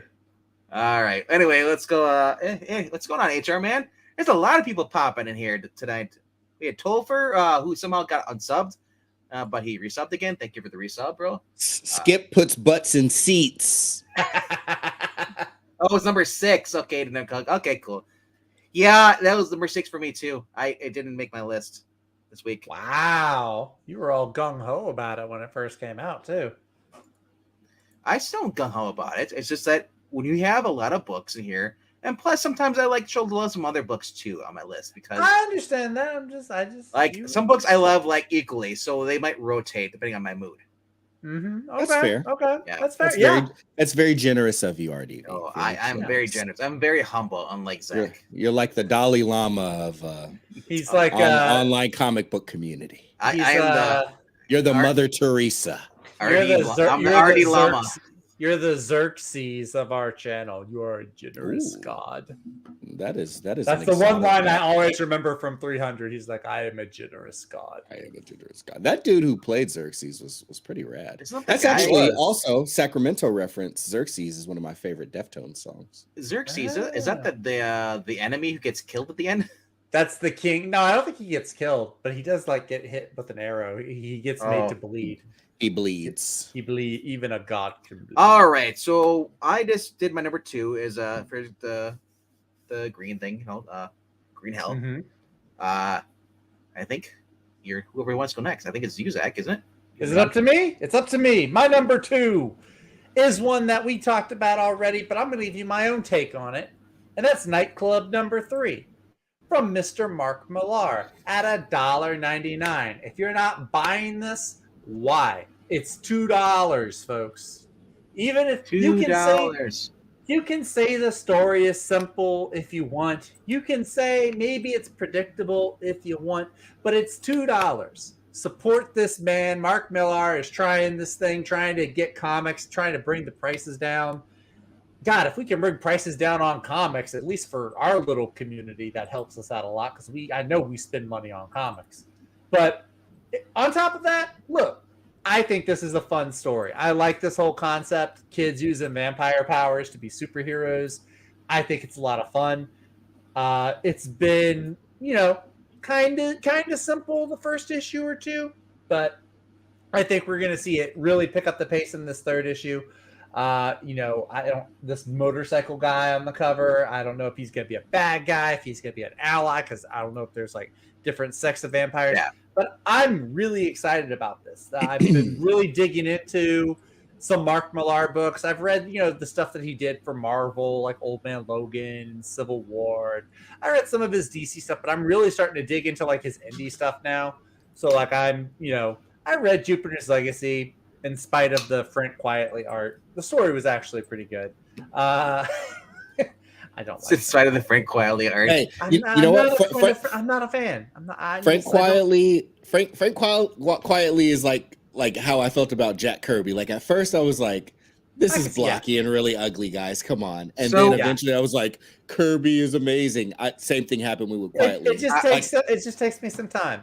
Are you saying that Frank Quietly is mid? Oh my god. Yeah, sure. If you had an hour and 22 minutes until he brought up that slide, you lost like the rest of us. Can you just stop stealing Breen's lines? Really? He's not here. God. What's he going to do? Quit appropriating the old man's lines. It's all he has. But no, this has been a really fun book so far. 2 issues in. I'm really looking forward to issue number 3. The art, I have been a big fan of the art. Good. Check it out. It's $2, folks. You can give it a try for $2. Eric loves indies. He says, "I love indies." Jay says, "Quite frank." Talking about Frank Quietly, he says, "Quite frankly." That's where he got it. That's what his name is. His name is a play on that. Because he's British. His name is a play on that phrase. I didn't know he was British. Oh, okay, that's not his real name. His real name isn't Frank Quietly. Well, I'm sure it was. I'm sure a lot of his real name is Felipe. Felipe. Oh my gosh. But yeah, that's my number 2 book is Nightclub number 3. All right, Skip. I'll let you go next. You just want to give it a little recap of what you have, and then go right into your number 1. Recap. I'm trying to remember. Ronin, book 2, issue 2 is my number 5. My number 4 was Nemesis Reloaded, number 2. So I have 2 second series issue number 2s. That's my top or my bottom books, I guess. Number 3, another number 2. They're all terrible number 2, but this is the first volume of this story, just to really confuse you. And then my number 2 is Torrent number 1, which is a volume 1 of that story. Mark Guggenheim, Rico Renzi, Justin Greenwood. And 4, my number 1. If anybody would ever be surprised by what I pick as my number 1, even over my friends' books, it is The Electric Sublime, or the book formerly known, FKA, as Electric Sublime, now known as Art Britt, number 3, Image Comics. Yeah, I know you're going for this Campbell Soup. You're Heck going, yeah, you're going man. crazy about it last night. Oh gosh, it's so perfect. A story about art crimes and how like art is so essential to the world. When someone goes and changes it, it drives people mad and starts making them crazy. Of course, an Andy Warhol homage. But I'll say this, for anyone who has read the story, this cover very much has to do with the plot of the book. It's not just the Andy Warhol homage to the Campbell Soup can, that he designed and all that stuff. It's actually very much related to what goes on within the book. So again, just Martin Morazzo and W. Maxwell Prince putting their thinking caps on and playing 5D chess while we're all drooling on ourselves and playing with our thumbs. They're just spectacular. I am getting, of course, that cover, and I'm also getting the other cover. I think there's only 2 covers this time. It's the one with Art Britt on the cover with his tobacco pipe, and in French it says, "This is not a comic book." You remember when Zach used to come on the screen and he had his little pipe like that? I did that like a handful. It wasn't an everyday occurrence. Like it might have. It was I only did it. Thing. No, I did it whenever we would do readings, and I would voice Commissioner Gordon. That's the only time I can remember pulling out. You would show up on an Engeltein stream with that. I have no recollection of that. Of course you don't, because you smoke too much. I have wiped that. I don't even smoke it. It's a thought. It's a thinking pipe. So you're a poser. I am a poser. Yes. I do not. Or it could be a hipster. There you go. A hipster poser. Difference. There you go. Well, see, this is what you wanted. You got it. You actually, Twin, could you pose like that? You kind of, if your hair was actually, it doesn't even need to be blonder. If you just had more light, like a light coming through the front, and you shaved, you would totally look like Art Britt. I normally, I've been thinking about trimming this down, actually. I don't know if I will or not yet, but I had thought about trimming this down. So what I'm hearing really is you're going to cosplay as Art Britt at the next con you go to. Confirmed. Well, and I'm getting that cover too. I just forgot to add it. I'm getting every cover. It's my favorite writer. That is a creepy looking cover. Man. Dude. Oh, with the eye and the mouth. Oh my god! I just saw it now. Oh no! Take that off the screen, please. Hey, Mr. Eric Breen is dropping his books in the chat. He's got 4. He doesn't have 5. He's got 4. Chilling Adventures. Nice. Number 4. Danger Street is number 3. He's got Dolly in the Dark. Number 2. By George, I was gonna say Joe Corallo. I was supposed to say George for some reason. What the hell I'm thinking of? George Corallo. Joe Corallo, but Pixel calls him George. I know. Joe calls him. Yeah, because as Joe calls him Joe. Yeah, he knows him. I caught that little joke on the replay. Number 1, Parker Girls. Cool. Man. Nice. I'm actually thinking I might pick up Danger Street. I might give Danger Street a try. Because Tom King has to write something that's good, right? Like there's got to be one thing he writes that's good. Maybe go to his Miracle Man story he wrote. Like, apparently that was good all the way through. Even Tom Taylor wrote several good things. But anyway, it's like Breen, but it's Skip though watching sports while we're talking. Hey, I warned you. I said I had to write a review, clean up my room, and read comics all while I was watching a game. All right, so Breen looks to the left. He looks west. Skip looks up north. We need to find two more. We need to find somebody that looks east and somebody that looks down. Which shoot, if I watch sports on my phone, like that's what I'll do. I'll look south. I'll take that. Or Eric, someone who looks east of west. Sorry, Oh! I had to drop that. Yeah, based off of the fact that now I have all 6 variant covers. RDV, and I would have, so don't put it past me. But I know, because you're Mr. Cover guy. You didn't read that there was like 1 and 2 and 3 on there. I was like, I didn't buy the same one. I was like, there's 2 covers for you bought variant covers. That's why I was like, I'm like, did you just buy like 6 of the same book but different covers? I was so confused when you first mentioned something. You were like, you spent that much money on all of the same like deluxe book, and I was like, no, there's 2 covers for each year. Yeah. Knowing you though, because when I first glanced at it, I was like, I look at my phone, so I'm looking at it. I'm like, did he really just buy it? Because I know you do East to West. You got every single freaking cover there is. You do that with the books you really like. You get every cover there is. And yeah, but this is my favorite series of all time. The point is, like, you have like 2 short boxes, a long box of just issue 1. You know what? If there was that many, I would. You're not wrong. There's nothing wrong with being a collector. Like I said, it's just that you run out of room quick. Yeah, you know what? You can, but I am super picky. I don't get a lot of books. I cut down like how many books I pulled big time about 2 years ago. So yeah, I normally, like, it's weird having like this many even books to pull, because on average the amount of books that I pull are about like 3 to 4 books a week. Mm-hmm. Nice. Yeah, after in 2 months, I will only have, I think, 2 or 3 books that are like that will still be going that are on my pull list. I'm going through back issues, baby. Back issues. Yeah. I actually, you know what? I may even do some back issue hunting. I don't need to go back issue hunting. Lord knows I got enough books yesterday in the mail, partially thanks to you, and then partially thanks to Englantine. Y'all have to wait till Thursday in the chat. So I got plenty of back issues already. I don't gotta go looking for more, but I might go look for a few. Who knows? Yeah, you definitely came up. That's for sure. And back to Breen talking about all this stuff about him and indies and all that. His favorite book that comes out every year and his favorite creative team that puts these books out are literally indie people. It's Ed Brubaker and Sean Phillips. Like, that's true. That's true.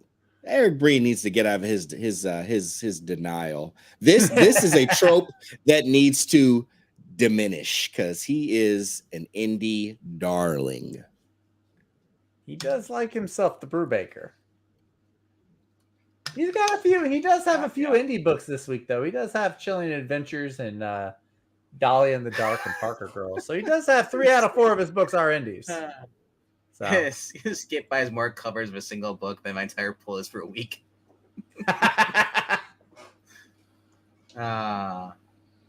That's not my trope. Blame Ash. All right, so I'll give you a countdown of my books here. I'll get to my number 1. My number 5 was Batman: The Adventures Continue. Then we have Monica Rambeau, Photon, issue number 3. That's my number 4. Or actually, hold on. That's my number. Number 4 is Nightclub, and then Monica Rambeau, because those got switched. Number 2 is Swamp Thing: Green Hell, and my number 1 is I'm not the only one today that tonight has the same number 1. It is Batman: Beyond the White Knight. Great. You meet Undead Quack. Showing some love to Sean Gordon Murphy, man. This is a phenomenal series. Storytelling, everything here. This might be my favorite cover so far. I love that cover. Wow, it is connecting. Minor spoiler, but they are doing another story after this.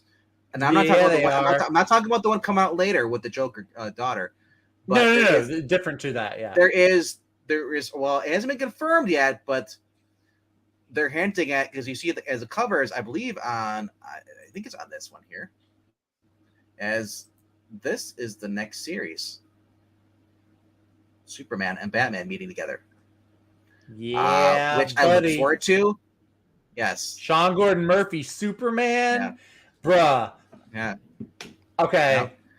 Yeah. We have Agent Prince, aka Diana Prince, is in this. It said it said this. I look forward to it. Seeing continue more. Just let the man just continue his world. If normal DC goes to shit, we know that we're gonna have Sean Gordon Murphy, just doing it, knocking it out of the park every time. The Murphy-verse, baby. The Murphy-verse. That is it's the only verse we need right now. I mean, I'm curious to see what his take on Superman is, seeing how he did with Beyond the White Knight with Batman and Curse the White Knight. Yeah. What is Superman doing in this world right now? Obviously, as far as we know, they have not connected, they have not interacted whatsoever. Man, dude, like I said, I'm just excited for this. They're gonna have another series. They're gonna have his wife joining him, writing with the Joker's daughter. It's gonna be a one shot, I believe. I don't think it's gonna be more than that. Yeah, I think so. Wow, it is. It's just a fun book. Man, there's so many covers, man. Here's the Capullo art here. Oh yeah, that one's pretty crazy. And this looks like what we're seeing right now in the Flash movie, the motorcycle. Oh yeah, it kind of does, doesn't it? Kind of does. Like I said, here's the inside the cover by Murphy. That one's pretty cool. The kids. Yep. Kiddos. And then, why is it not letting me go over again? Weird. My screen blew up that big on this thing. It's weird. Here we go. Yeah. Like I said, I'm just looking forward to this. Having I've already read it, but I'll be reading it again tomorrow too. It's just a fun book. And what we're gonna say about it, it's just fun. The interaction with all the characters in here. Red Hood is awesome in this. Yes, and he does use guns. This is he's supposed to. In whatever reason, he doesn't use his guns. He just uses the crowbar now in the main continuity. Because what do you mean for whatever reason? I was about to say we know why he doesn't use guns anymore. Yeah. Like I said, yeah. I like I said, if you haven't checked out this series, go start with Batman White Knight. Read through the Curse of the White Knight, and then read through this. Curse of the White Knight, I was kind of like, oh, really? They're going direction, but I'm really glad I stuck with it. You can tell this guy is a huge Batman fan. He pulls from everything. He's got the animated series card here. He's got the Tim Burton car. He's got the Tumblr.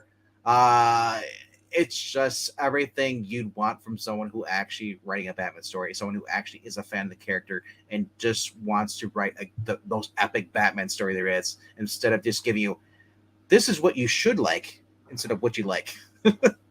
So, yep. So if you want to see Batman in jail, read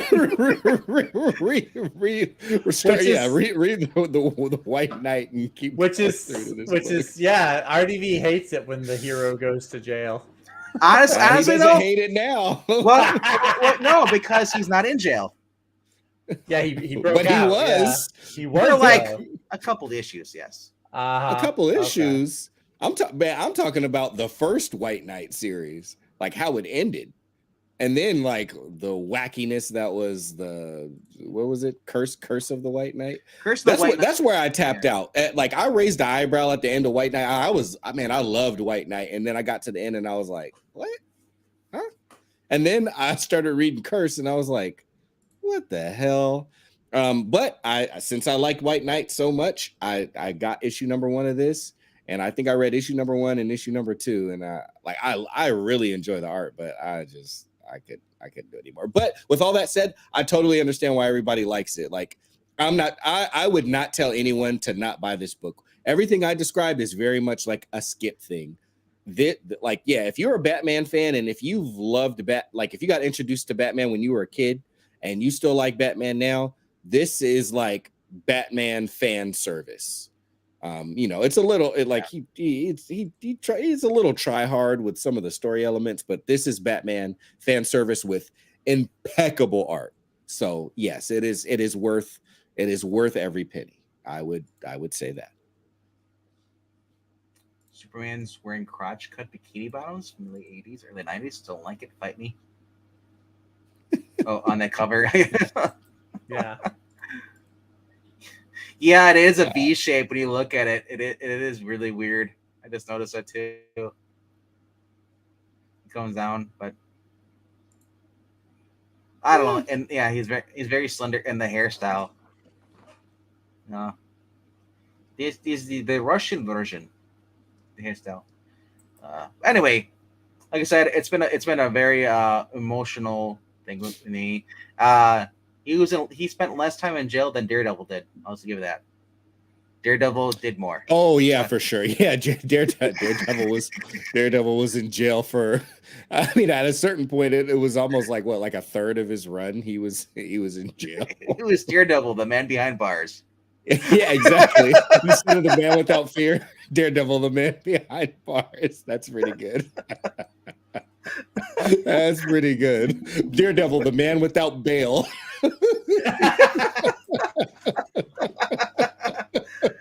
Who's his lawyer? Where's Foggy Nelson when you need him? Good Lord. Why Chip Zdarsky? Why? Hey, but I'm gonna tell you right now, Batman's going to jail. Nalo told me. Nalo called it out, and the Batman title, like that Chip's writing, he's gonna put Batman in jail too. Chip Zdarsky just loves, like, it's funny because I don't think he likes cops, but for whatever reason, he loves putting people in jail. With it being he's on a different universe, I could see him being like arrested. But I don't know. It's when I first read that first issue, I'm like, oh my gosh, this is basically Grant Morrison again. Displaced time Batman. But dude, exactly. Yeah. And not only, I'm like, how much of Grant Morrison is Chip Zdarsky gonna rip off? Like the Zur-En-Arrh and what else? Like, and there's just like multiple things. I'm like, Chip, I wanted you on this book, but buddy, you're just like, playing the best of Grant Morrison. And then we got Batman Inc. as a separate title. Oh yeah, Ed Brisson. But it's Ghostmaker Inc. though, really. But they call it Batman Inc. still. Yeah. I mean, that's just like Batman and the Outsiders, where it was like it was supposed to be Batman and the Outsiders, but it was really Black Lightning and Katana and the Outsiders. Like, they just slap Batman on everything. They just had an Outsiders story. And Ram V actually wrote the Outsiders story in one of the Lazarus books. He had Red Hood being forced to team up with Black Lightning and Katana. So yep, two words that are music to my ears. Because Ram V is such an awesome person, he actually had Red Hood using his guns against Killer Croc. Right? Because Ram V don't care a shit. He puts it in there. No, bro. Right? He's British. He's like, well, I mean, he's Indian British, but he's like, yeah, kiss my grits. I'm doing what I want to do. And what we want to do is paradise. So paradise. Yeah. So it's I mean, when Ash actually does every 2 weeks instead of once a month, we'll get to paradise. If Ash has actually read a Paradisa book in the past month, that's more than he's read Walking Dead, and he owns the series. What? He owns Walking Dead and he hasn't read any of it? He has a compendium. I don't know if he has all the compendiums, though. I can't stand Walking Dead, and I read the first trade. You hate Reddit? Well, no. I read it wanting to like it, and it was. I shouldn't say I hated it, but it was boring. Skips reading it, and when Rick says we are the Walking Dead, he's like, "Yes, I am." Yep, I want to be the Walking Dead, or like Chris from Parks and Rec. I'm dead. All right. Yeah, man. When our squirrel down there is done eating his twigs and berries down there. I'm just listening to y'all talk about Ram V and Chip Zdarsky, and I took the opportunity to eat a few fries. Because it was mentioned, T.D. Howard has replaced Catwoman with somebody else. Because guess who's in jail? Selena. So, well, she's in there, and as I just kept going further and further and further, looking at the previews, she basically becomes like the queen of prison,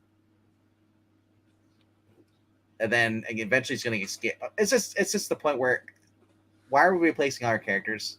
Doesn't this feel like all different when they remember we had Frogurt Hulk.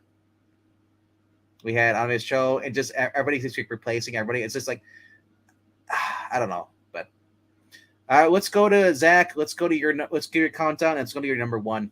All right. And real quick before Twin does, so he can finish chewing his last little bits of He's got trail mix or something. He's just in there. At least Selena Kyle belongs in jail. So does Zdarsky's Batman at this point.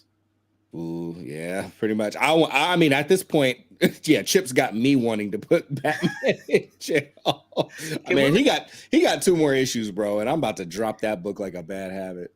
I'm just saying, Public Domain was such a book. Good. Well, I'll say the ending was kind of weird for me.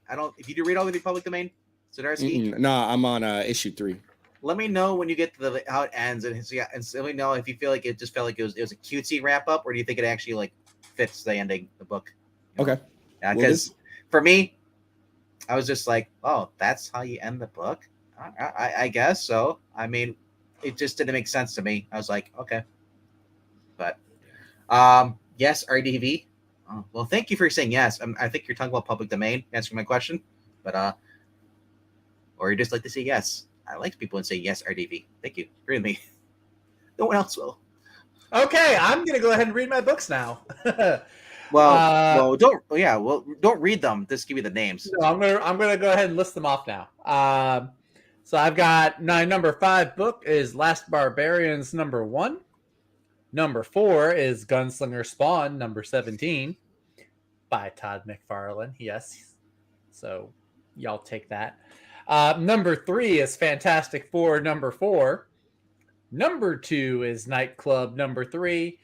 And Vinkman, I'm surprised, does not have it up on the screen already. My number 1 book is Beyond the White Knight, issue number 8. Sean Gordon Murphy. We are at the end of this chapter of his Murphyverse. And what a glorious tale it has been. I have really enjoyed this. DC got me reading 3 Batman books at one. Say what you want to about Chip Zdarsky. DC found a way to get me to read 3 Batman books, and this is the best one. I'm sorry, Ram V. I'm sorry, Chip Zdarsky. This has been the one that I've had the most fun with. That makes sense. Yeah, this is a more fun type of book. Yeah, sure. Just his art style, the storytelling has been awesome. He's got me wanting to go back and reread through like his previous White Knight books.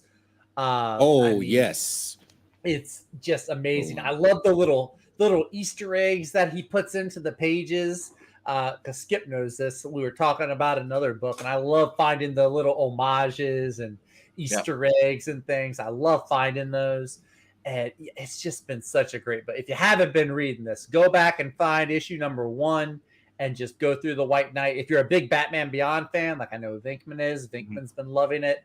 I'm not even a big Batman Beyond fan, but this has been an awesome, awesome series. I'm kind of sad it's over, but like Vinkman was saying, he does have another chapter. He does have another story. And if it's got Superman and if it's got Wonder Woman in there too, like, whoo, buddy.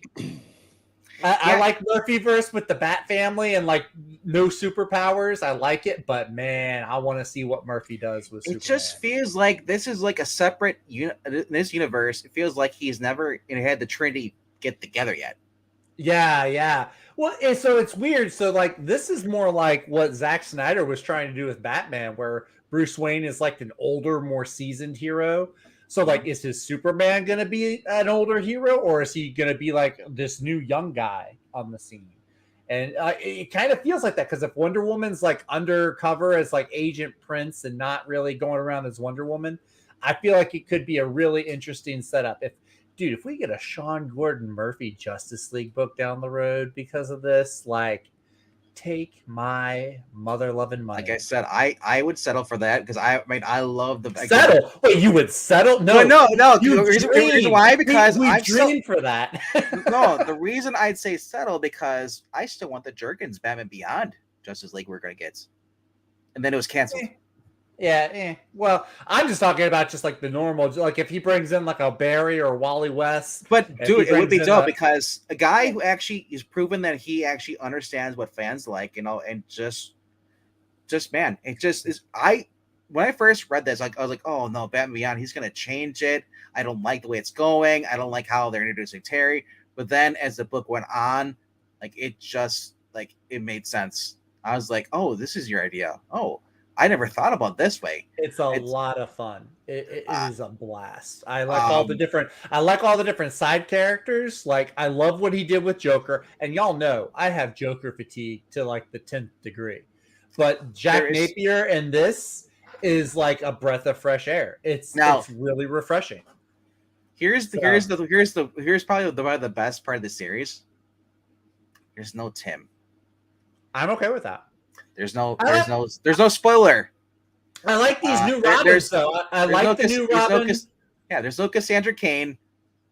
I like the new like Red Hood's little Robin sidekick with the bow and arrow. I like her. I'm forgetting a lot of the names. I like the new Robin, the big guy with the big black guy with the bow staff. I like him. Duke Thomas and Gann. Duke Thomas. I knew it was like an established name, but yeah, I like Duke Thomas. Gann's been fun. She had more of a spotlight in that little Red Hood 3 minute. That was a really weird series, though. The Red Hood. Was, but I enjoyed it though. It wasn't Sean Gordon Murphy doing the interior. No, and that's what threw me off, because it's like I think it would have been better if he would have wrote himself. Yeah, well, I think he probably did write like the overarching, like the highlight, and then somebody else just probably filled in the gaps.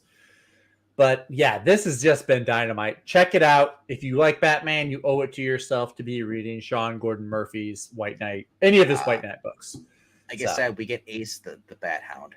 The Bat Hound, dude! Ace the Bat Hound in this was so good. Also, like my favorite thing. I love what he does with the shadows. When you see Bruce walking along a wall or Harley and Quinzel, you see pay attention to their silhouettes. That's a lot of the fun is just seeing, like I said, I like those little Easter eggs. Those little also, the fact that Dick Grayson is not the first Robin. Jason Todd was. Mm-hmm. And they still have the rivalry in this, especially in this issue too. Yeah. And you notice something. Well, apart from all the other covers, this one's busy. There's a lot going on. Batman has his mask on. Oh yeah, he does have the cowl on. He didn't have it on for a while. So. Yeah, I like his new suit too with the yellow bat symbol. I dig. Well, it's the same suit. Remember he painted over it. Yeah, that collar and stuff. Mm-hmm.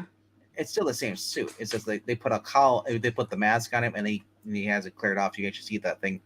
But like I said, I love the Batman Beyond. I love the Batman Beyond Batmobile here. I love the fact that this has every single freaking Batman toy I wanted as a kid. Mm-hmm. Totally.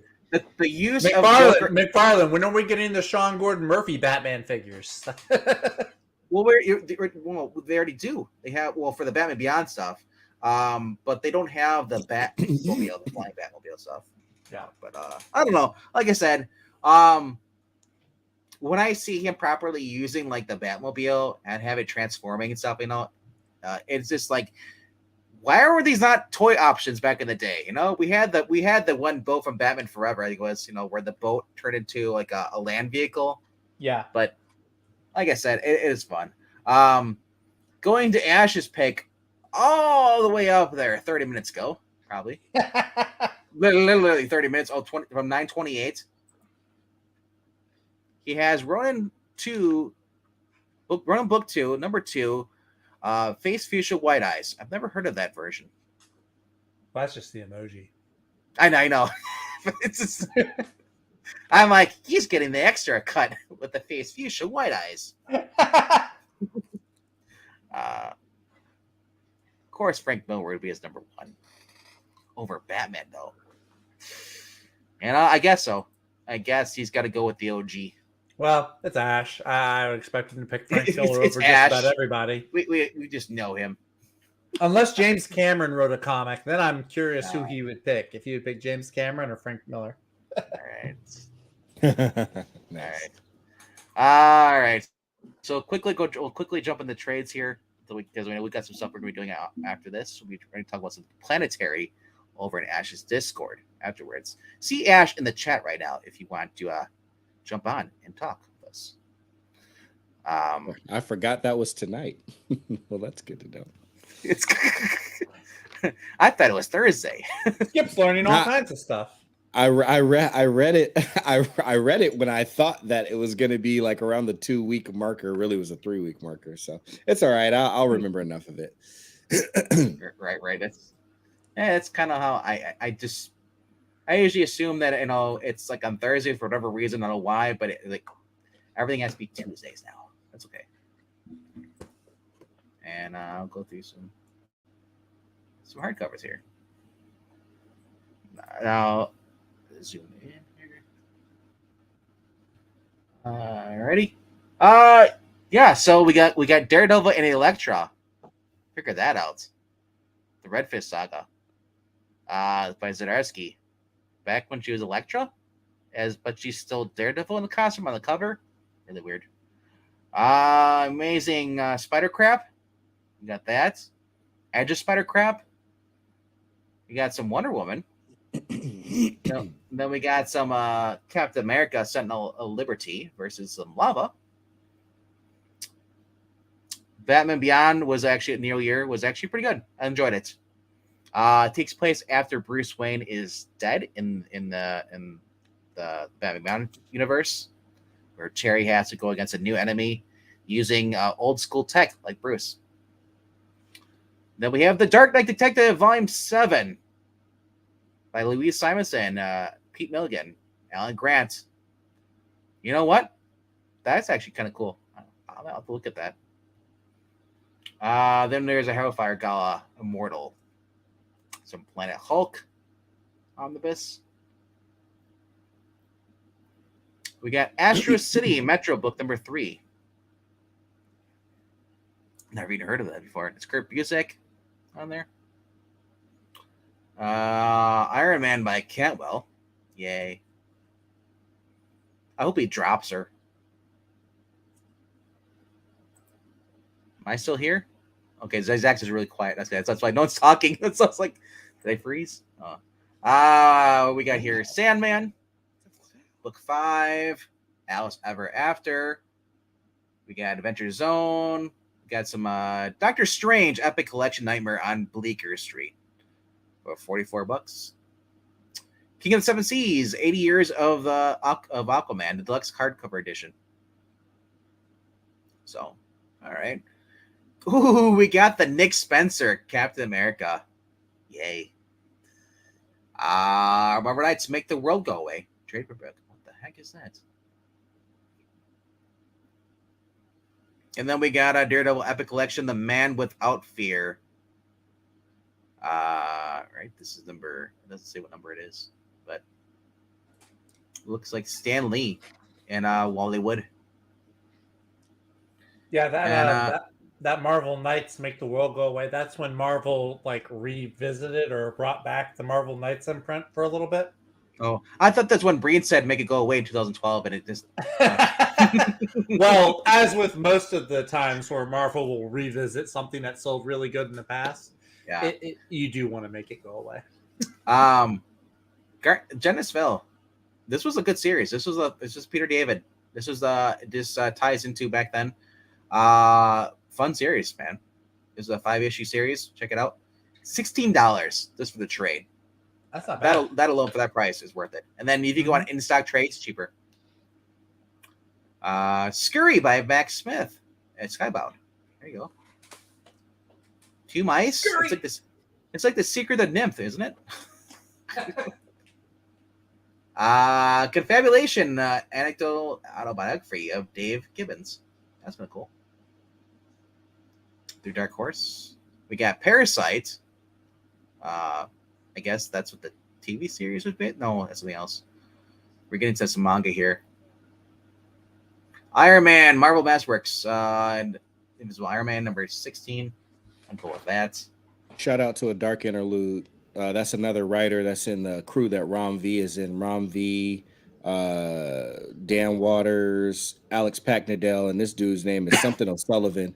I have all the issues, but this is the second. Okay. Oh, Fearscape Volume 2. Okay, cool. So at least because like it doesn't even reference Fearscape, but it is the second part of the story. Fearscape was like if you want to read a meta book about like writing and a writer and everything and what the world of tales look like for a writer when it steps into like the lore of so many great stories and stuff.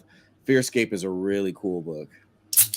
It's dense. It's dense though. Like, so bring your thinking cap. Yeah. I'm like a Morania's comedy here. That Marvel Masterwork should be in my Christmas stocking here. Maybe. Talk to Santa. Yeah, it's $75. That girl that can't get a girlfriend. Oh, okay. The girl. That's Viz. Thank you, Viz. The girlfriend. Anybody who goes to read this series doesn't know that it's drags on forever. The plot. It's about a boy asking out a girl, and it takes forever for even to ask out the girl. And then he's waiting. He's been like 3 or 4 months. He's still waiting for an answer if she wants to date him or not. Really crazy. I think it's a Shonen Jump thing. Might be. No, that's Kodansha. Well, it's I think it started in a magazine. I can't remember which one it did. Yeah, but ongoing. People, like I said, it's just never ends. Plants vs Zombies. I can't believe that's still a thing. They gave it a comic? Yeah, I didn't even know they gave it a comic. I knew they gave it like a full like console video game. Like it was a mobile game. Then they moved it to consoles, and now it has a comic. Like, good Lord, whoever created that phone app originally, they're making some serious bank off all the licensing. Then we have Greg Rucka's Tokyo Pop, Just Friends. That's not Greg Rucka. I'm not. Yeah, Greg Rucka. No, thank you. What was that reference from? No, I'm just saying because it says just two girls and they're just friends. Greg Rucka always has two girls. They can never be friends. They're always lovers.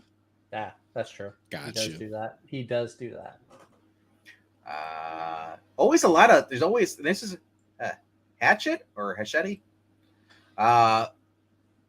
Small publisher, man, but they're doing a lot of different.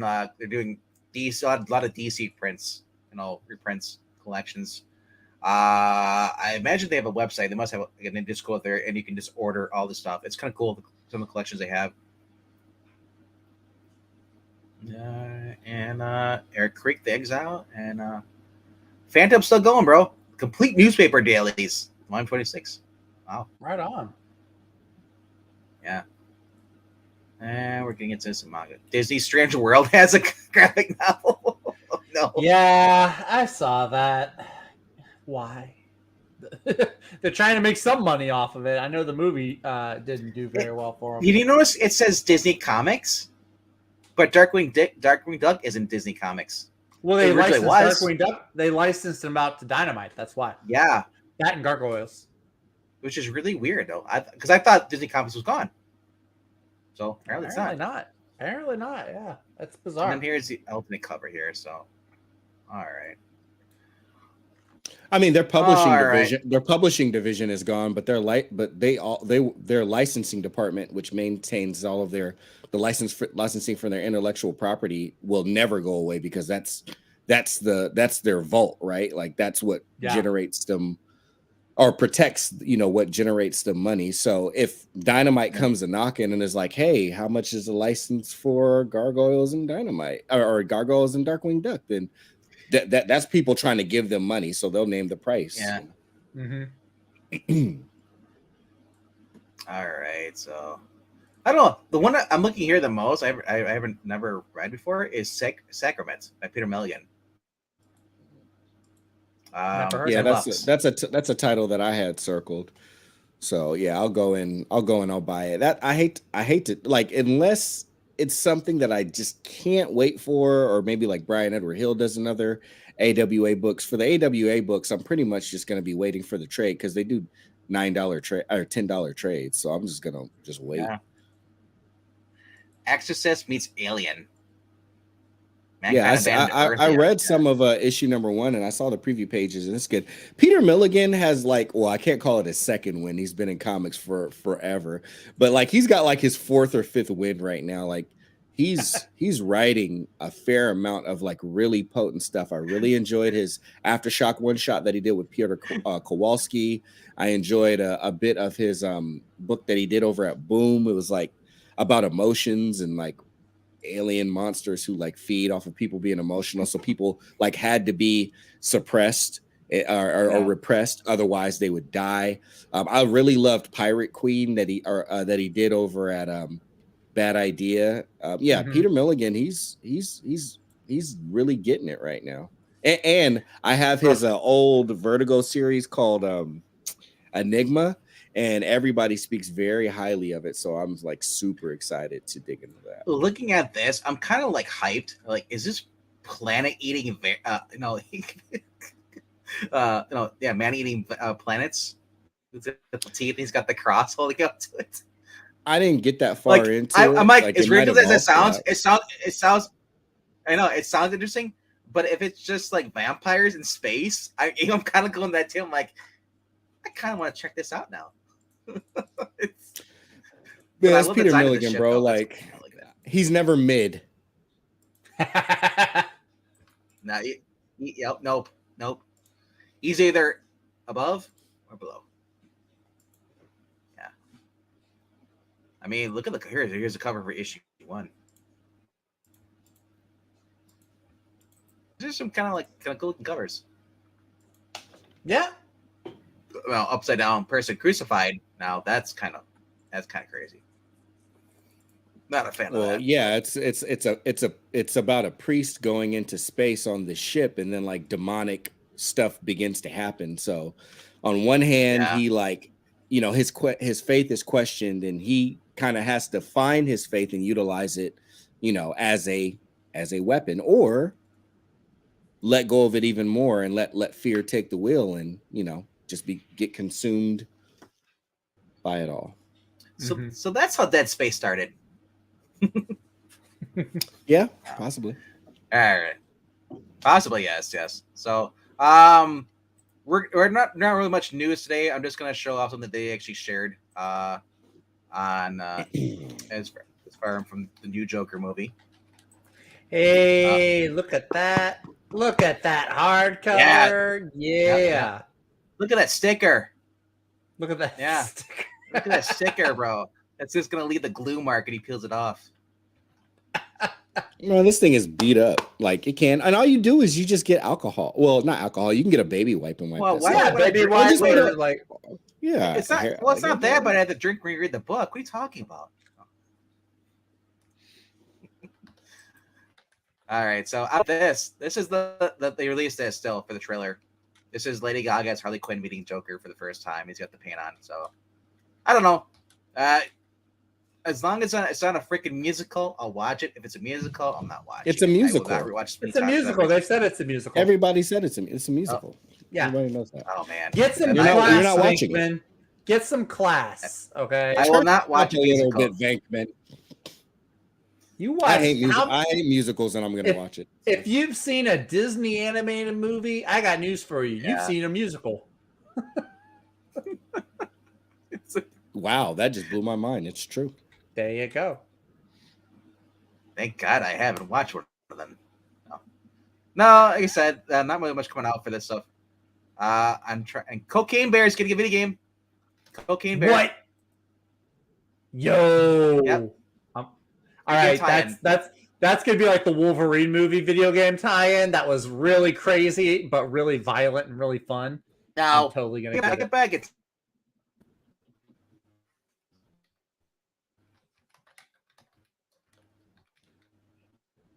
I think he froze. Yeah. There's Skip. He's clapping. He's moving. It is. It's a bro game.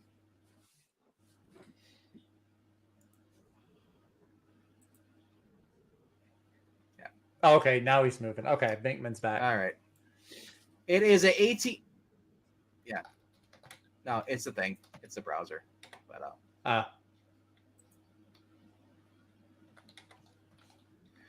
anyway, so the book is just it's a uh-oh. There you go.